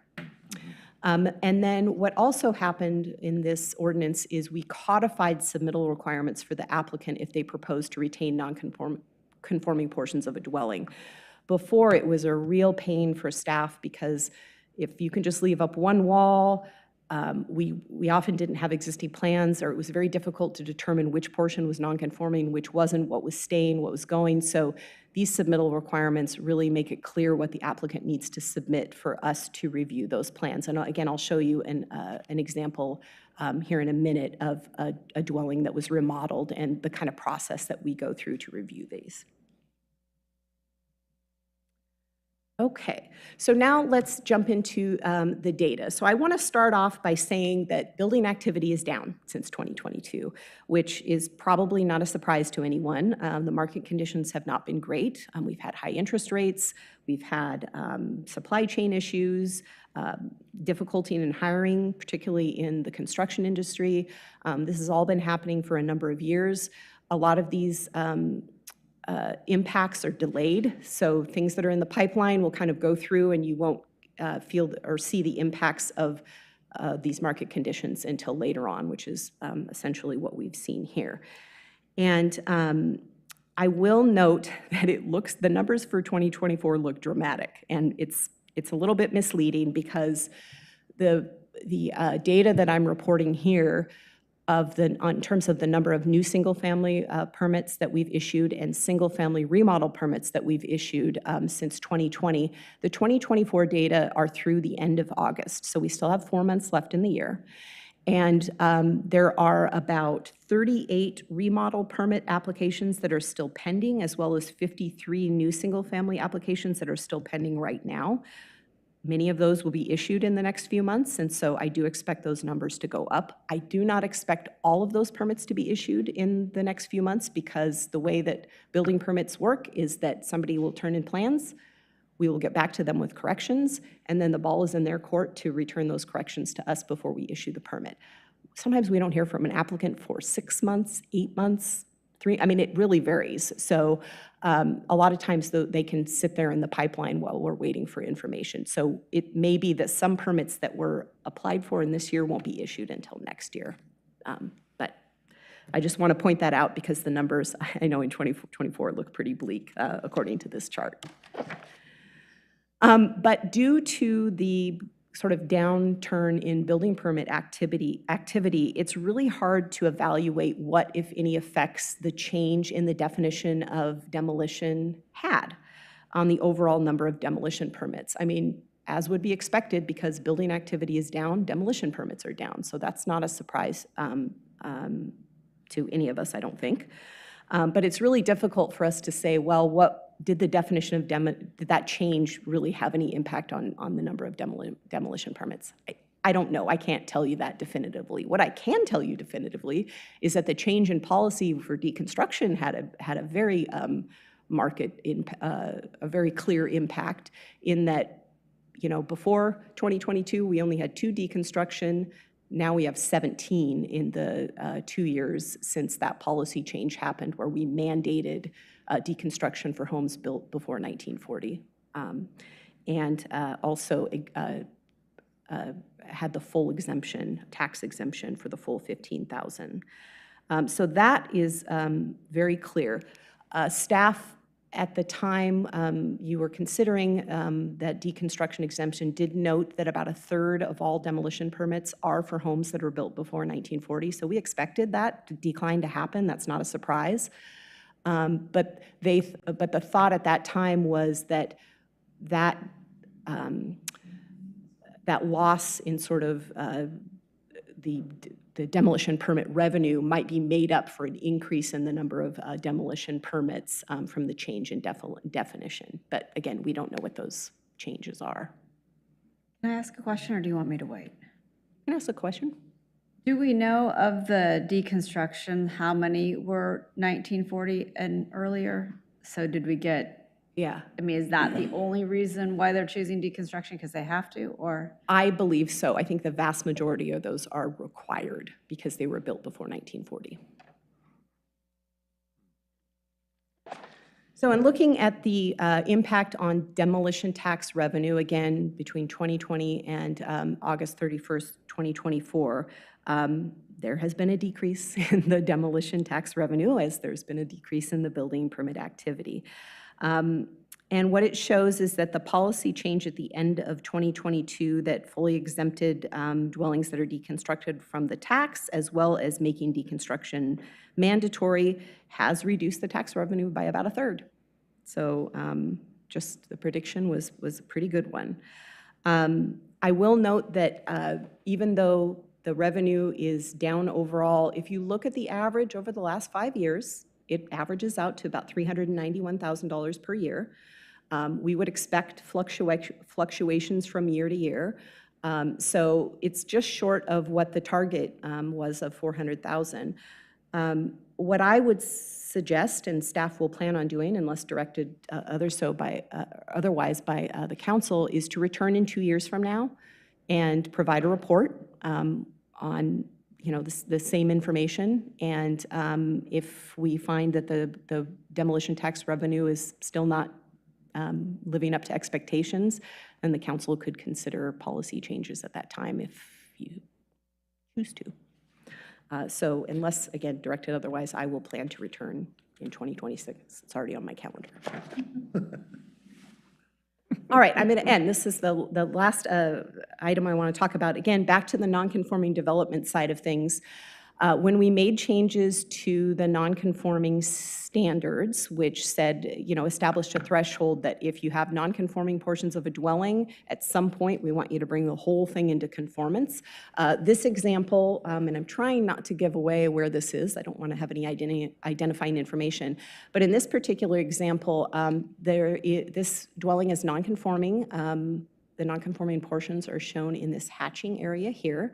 It's nonconforming because it's located within the front and side yard setbacks in these locations. This particular dwelling, they are adding on an addition in these yellow hatched areas, and then it is a complete gut on the inside down to the studs. And in fact, this picture shows that this is quite a substantial remodel for all practical purposes. When these people move back in, it's going to be like a brand new dwelling. And I chose this one because this was the best one I could come up with that was a substantial remodel because it's only been about 1.5 years since this has been in effect. A lot of the plans that were in the pipeline before were under the old code standards, so we don't have a lot of examples. I'm hoping when I return in 2 years, I can come with an example where they removed 40 or 50% of the dwelling and what the sort of result of that was. But I think what this shows is that this is a true remodel. I mean, it will be like a brand new house for them on the inside, but from the outside, the top is the existing elevations, the front and side, and the bottom is the front and side that's proposed. I mean, they gutted the inside, but the outside looks pretty much the same. They changed the siding. You can see they changed the garage. There's a little bit of change in the exterior materials and the stairs. There's some changes in the windows. The addition actually happened here. It's hard to tell because they kind of popped it out this way and filled in some deck area. But then from the neighborhood's perspective, even though this is a complete remodel, it still looks like the same dwelling that's always been there. Again, hopefully, once this has been in effect for a couple of years, we can bring in some more examples. But a lot of the remodeling that we see, people are doing like kitchen remodels, or they're adding 100 square feet or anything like that. So those, by and large, are the most common types of remodels that we see, rather than these big, substantial remodels and huge additions, at least in the last year and a half.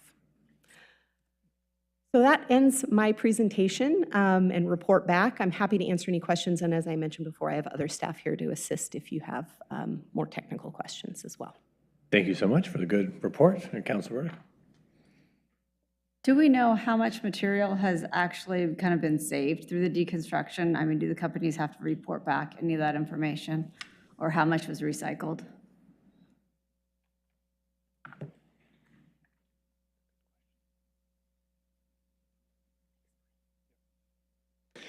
Yes, Brian Don, City of Lake Oswego building official.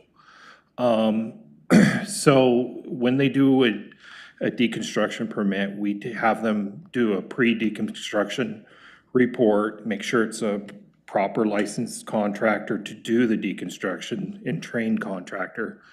And then they have to get a post report to us to give us how much, board feet of lumber, everything that is preserved, that is put back into, use or sold. That report goes into the permit, and it's in the documents of the permit, and it's saved there.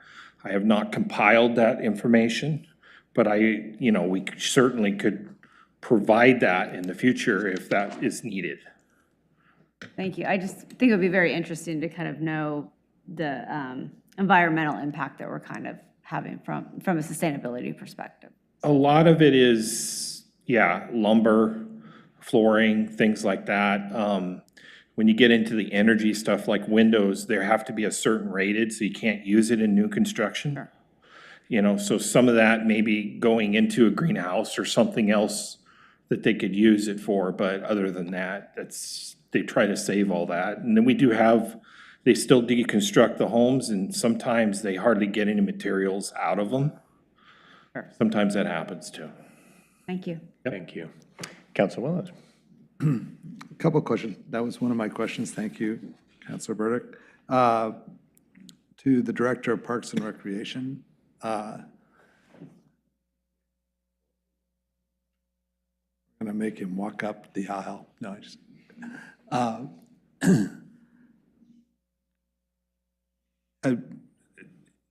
do you see the trend as being alarming for the money that you have kind of built into your budget? I wouldn't call it alarming. I think that we are following it and are looking at that. Actually, we're in the process of doing our park master plan, which will look at our SDC methodology, and we're also looking at alternative funding methods for park maintenance and a number of things. So we're tracking it. We don't see it as being alarming. We basically watch the dollars that are coming in, and when we prepare the upcoming budget, we did have about a year and a half where money was collected before we prepared our first budget. So we had an idea, and we based it pretty conservatively on what we were expecting. So we outperformed for a couple of years, and so we're pretty good because we are right around $10,000 within where we thought we would be. So it's not alarming, but we are tracking it. Right. Well, we had a change in policy, so, I mean, for 2 of those years, but I think it's true that we are meeting somewhat the expectations. So, okay. And I don't know who could answer this question and whether it's, if with the new demolition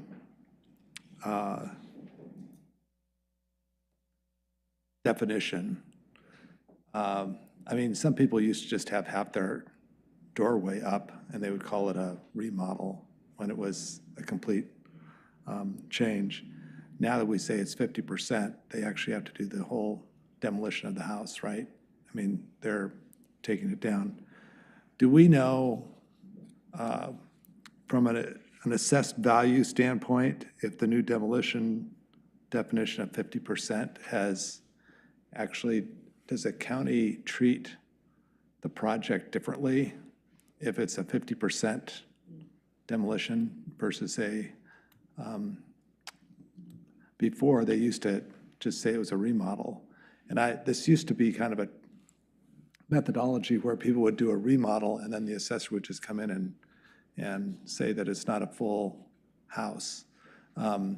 Now we're making people say it's a full house, right? I mean, if it's more than 50%, so it's a brand new house and they have to conform and everything else. Is that correct?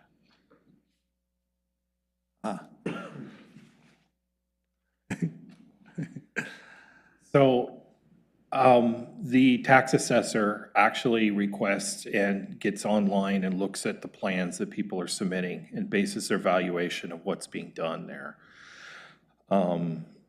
I can't speak for how they do their valuation on that stuff, but they do see every plan, even though we call it a demo. Maybe they're tearing down 51% of the house, and then we're calling it a demo. They're still leaving that other 49% of walls up. Okay. No, I just wondered, because that could be to our advantage if the assessor is looking at it as a new house with new regulations, whatever I think they assess differently for new construction versus, so it could be so my point is there could be a balance between having the tax be less for Parks and Rec, that the overall budget is actually increasing because our assessed value for total is going up. So I don't know if it would be hard to figure that one out, I'm sure. Yeah, I don't think they use what we call it as a basis for their valuation. I think they actually open up the plans and see what's being done. Okay, so great, thank you. Counselor, I can confirm that the comment based on experience. They assess as aggressively as possible. They come and look at. Okay. Whether it's new or remodel, yeah, it doesn't matter, okay. Right. Councilor Burdick, it's a good question. Okay, thank you. I just want to make sure I heard and read everything correctly. We don't really know how many more demolitions we might have had, like under the old definition versus the new definition. We That's don't really right. know like which ones were now are being called demolitions, but they wouldn't have been a few years ago. No, I don't have that data. I mean, I figure it'd be a little complex to go back and sometimes it might be easy, but other times it might be a little more nuanced. But, because I'm just, again, how much of this is economics that are affecting it? And, so we don't really know how many more we might be getting because of the new definition. And if you're comparing when we first started this, it will be skewed because I know of a lot of builders that ended up trying to get their demo permits prior to that happening. I mean, we have one builder that had 30 demo permits prior to the demo tax taking effect. So it will be skewed. Thank you. That's great. Yeah. Well, not great, but. That was in Thank like you. 2018, 19? Yeah, something like that. Right. Do you how much does it cost to deconstruct? The average. I think we based that middle time where we discounted the demo tax of $5,000. I think at that time it was around $5,000 extra on top of what a normal demo would cost. But then they get to recoup the materials if they get the materials. So, depending on how old the house is and what they're pulling out, can vary. But I think it was, your standard, bringing in equipment, tearing it down, that's one cost. But then they had the extra cost of the manual labor to dismantle it. Was about an additional $5,000, I think is what we had in our research in the past. It's been a couple of years since we looked at that, but yeah. I'm just curious if it's not, because if we're only seeing the compulsory, deconstructions, the pre-1940, is it not enough of an economic benefit, the $15,000 waiver, or, is it just not material to the project, or they're just like, tear this thing down and start fresh, we don't want to waste time or whatever it is. Yeah. I don't know. Is it kind of a wash or? Yeah, well, I think it helps, like, I've only received one complaint about the mandate to deconstruct for a home before 1940. And that particular person was upset because the house that they were deconstructing, they said there just wasn't anything really worth salvaging. But once he learned that he got an exemption from the full demolition, exemption from the demolition tax, then we didn't hear from him again. I see. He seemed happy about that, so. Yeah. Right, so maybe we've hit the number. Well, you know, because we hear a lot of complaints about these fees, and, you know, if we're giving them a waiver and they're not taking advantage of it, then we'll remember that, you know. It would be interesting to see what our total number of 1940 and earlier houses were before we started all this stuff, and how many we have left. If it's a trend that is, we're picking on the 1940 and earlier just because of economics, where it's maybe a less expensive house that they can take down and. Well, it's the materials that are in, it's the wood and so forth that's in it. The value. That's the value. Oh, no, I understand that, but I'm just saying, that's why we I chose just wonder 1940. how many, sooner or later, we're not going to have any 1940-year-old houses. And I just don't know what our delta is. I mean, I certainly don't think there's more houses that are built in 2018 that are being taken down versus ones that were built in 1940. I guess that's my point, is sooner or later, we're going to run out of 1940 houses. And I just. I guess I'd be curious too, and I don't know, it might be too difficult to track, and I respect that, but, you know, again, with the demo, like, how many are the pre-1940s, and maybe how many are other years, just to see, are we incentivizing other newer, I don't want to say newer homes, but, you know. Yeah, that should not be difficult for us to. I think that would just be an interesting number to track. I think it would go to your question a little bit to say, Just what are we doing? is it incentivizing, is it just the mandatory ones, or is it truly working as an incentive for others? Overall, I mean, this has been really helpful information, and to you all, the planning commission and the neighbors, you know, who participated in this process and came up with these new policy ideas. They seem very effective, at least in solving, you know, as there is more development and changes in the neighborhoods, ensuring that new development is in compliance with people's expectations, and it makes it easier and conforms to people's expectations. And so I think it's been very successful in that regard, in terms of the revised, you know, definitions and these non-conforming structures and all that kind of stuff. You know, so it's good work on the community's part, it seems like. And thank you for compiling all the information. And you're finding it's easy to administer all this better, easier, from both your viewpoints? Yeah, it takes away that loophole that they were using before. I think that's a better option for that. Yeah. So. Thank you very much. We'll see you in 2026. We'll mark it on our calendar, too. Well, yeah, Put it down. Schedule Anticipation. That. Carrie, get that on the schedule. Put that in the parking lot. And I won't probably sign up Way for the down. meeting either. Okay. Does anyone have any information? We'll start with Councilor Wimmer. I would like to say that it was last week, we had a Lake Oswego Chamber of Commerce retreat, and I just wanted to let everyone know that both Megan and I were there for the retreat, and we had a dinner, and I will say that my first year on council 6 years ago, the chamber was in a much different place than they are now.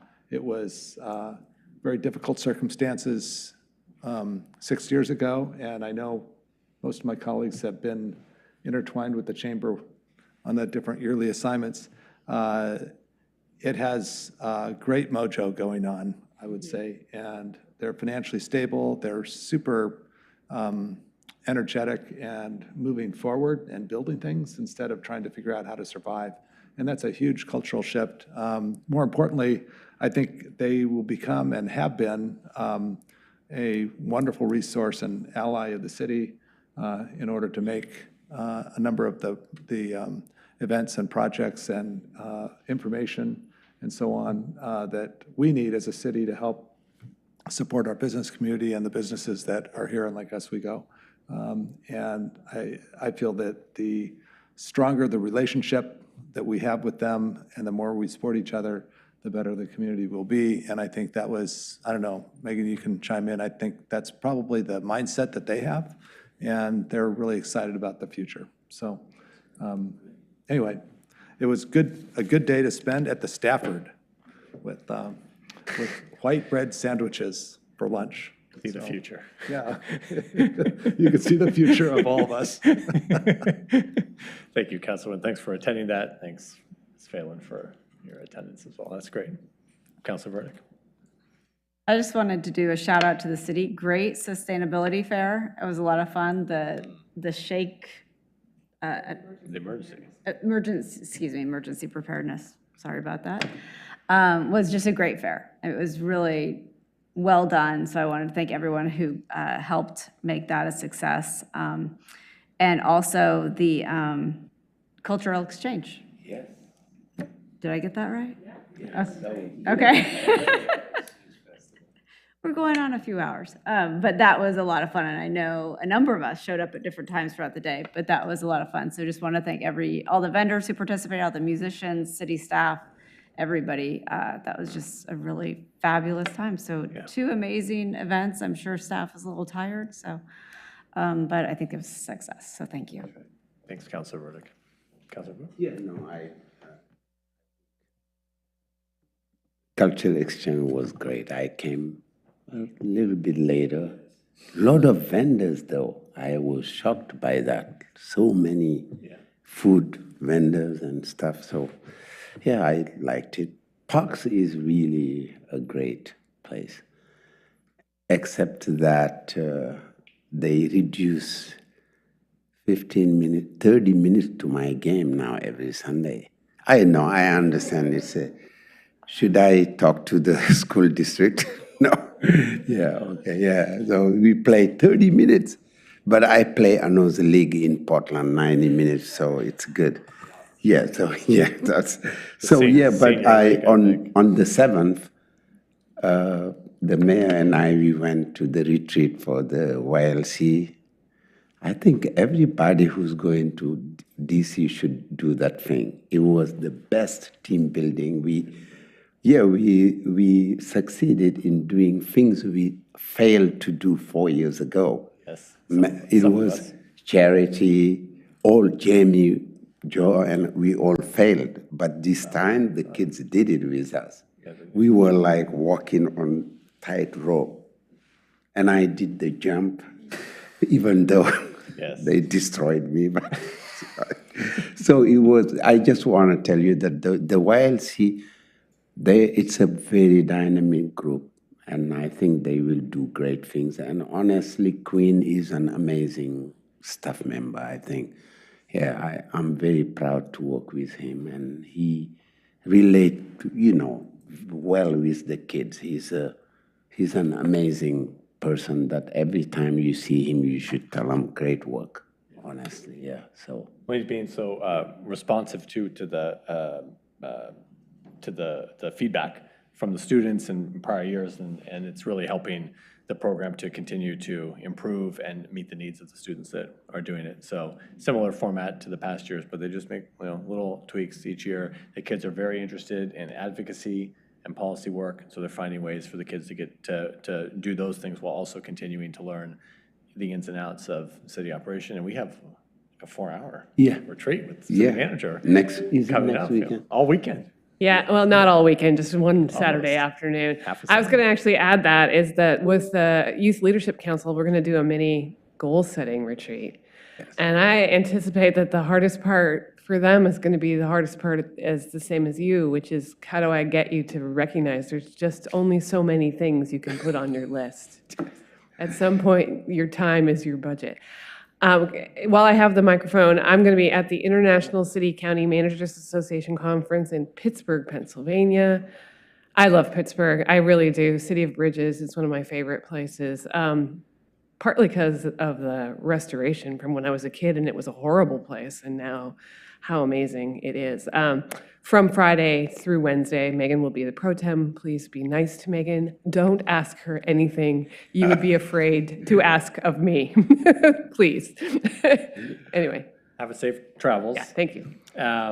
Okay, I'll get, so on the regional level, real quick, things we've been talking about at the Clackamas Coordinating Committee, the state transportation, the STIF funds, State Transportation like Investment Fund, I don't know, they were debating, they didn't even know what it stood for.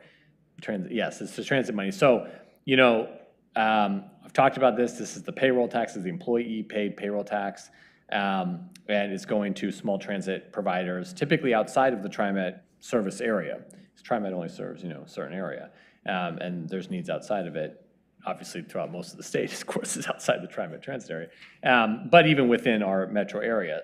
But there's a portion of this fund that goes to projects, small kind of connection projects within, there's a regional coordination piece within the TriMet district. And so I told the city manager, I'm really working to get our city and other cities like us money from this pot to run shuttles like we do with the ACC and to get some backfilling of these funds and then to be able to expand those important programs that just aren't served by big fixed route buses, you know.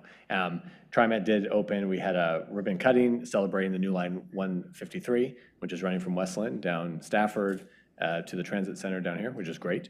And we're gonna have a stop at the Lorac, and there's one at, well, they're throughout, they're on McVey and up by Burgess, and that's, which is great.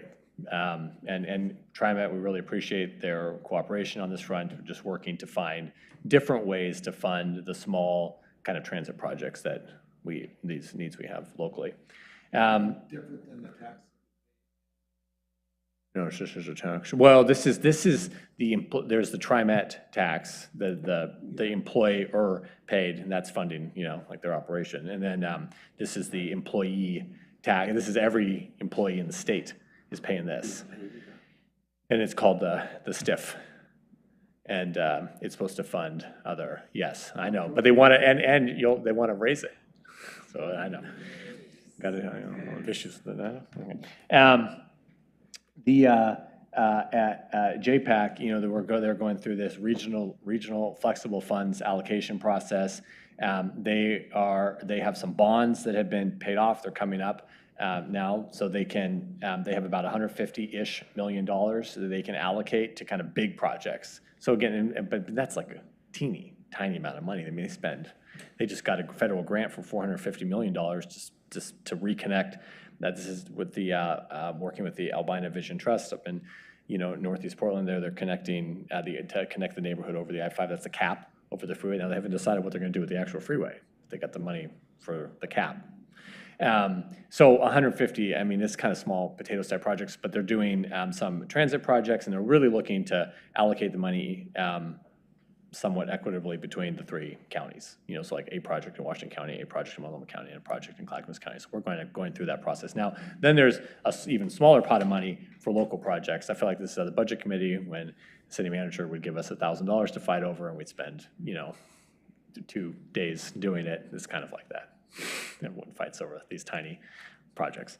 So anyway, that's what JPAC has going on. At Impact, the city of Sherwood, they've been working on a UGB expansion down there. So, you know, in recent years, they built a new high school. Their community has been planning for this. They have a concept plan for a new development that includes residential land, but also commercial and industrial land. Industrial land is a big thing, you know, in the city of Sherwood, and they see that as important to their future growth. Also meeting the region's needs, especially as it relates to the semiconductor industry. So that's exciting for the city of Sherwood, but they're kind of going through this process now of getting the approval. And once they get approval for their expansion of the UGB, they will do work to incorporate it into their city's comprehensive plan. We also, on the transportation front, there's the state legislature, the transportation committee. They're doing this statewide roadshow. If you've heard of it, they're visiting Clackamas County, September 26th, out in Happy Valley. There's going to be a public meeting, open house, 5 to 7 p.m., I believe, I don't know what the venue is. I'll make sure I send everyone the information if you'd like to attend. This is as the state legislature is preparing for the transportation package in the next legislative session. They're just listening to that stuff. They're taking a bus tour out there, I think. But what's that? Well, I'm sure they're going to talk about tolling. Yes, they're going to talk about tolling. Trying to think. Yeah, okay, that's really it. Oh, and good job. The city is almost done with our final pathway project on Lanewood and Douglas Circle. The final pathway project in our first batch. Yes, in the first batch of pathway projects. And they're doing a great job. They're moving pretty quickly, and these projects are making a big difference. So it's great. We're hoping that we're going to somehow celebrate these pathways. It's a big deal. And to the neighbors, it's kind of, all this right away, this is like people's yards built right to the, so this is shrubs and things like that getting, torn up. So it's an adjustment, but, well worth it. No kitchens, yeah. So it's good seeing this investment that the community is making, at work, on the ground. The people are using this, making the streets safer. That's good. Yeah. Okay, that's all we got. Yeah. Okay, and look we did a pretty good job. 2 hours, 10 minutes. All right, we're adjourned. Thank you, everyone. Good job.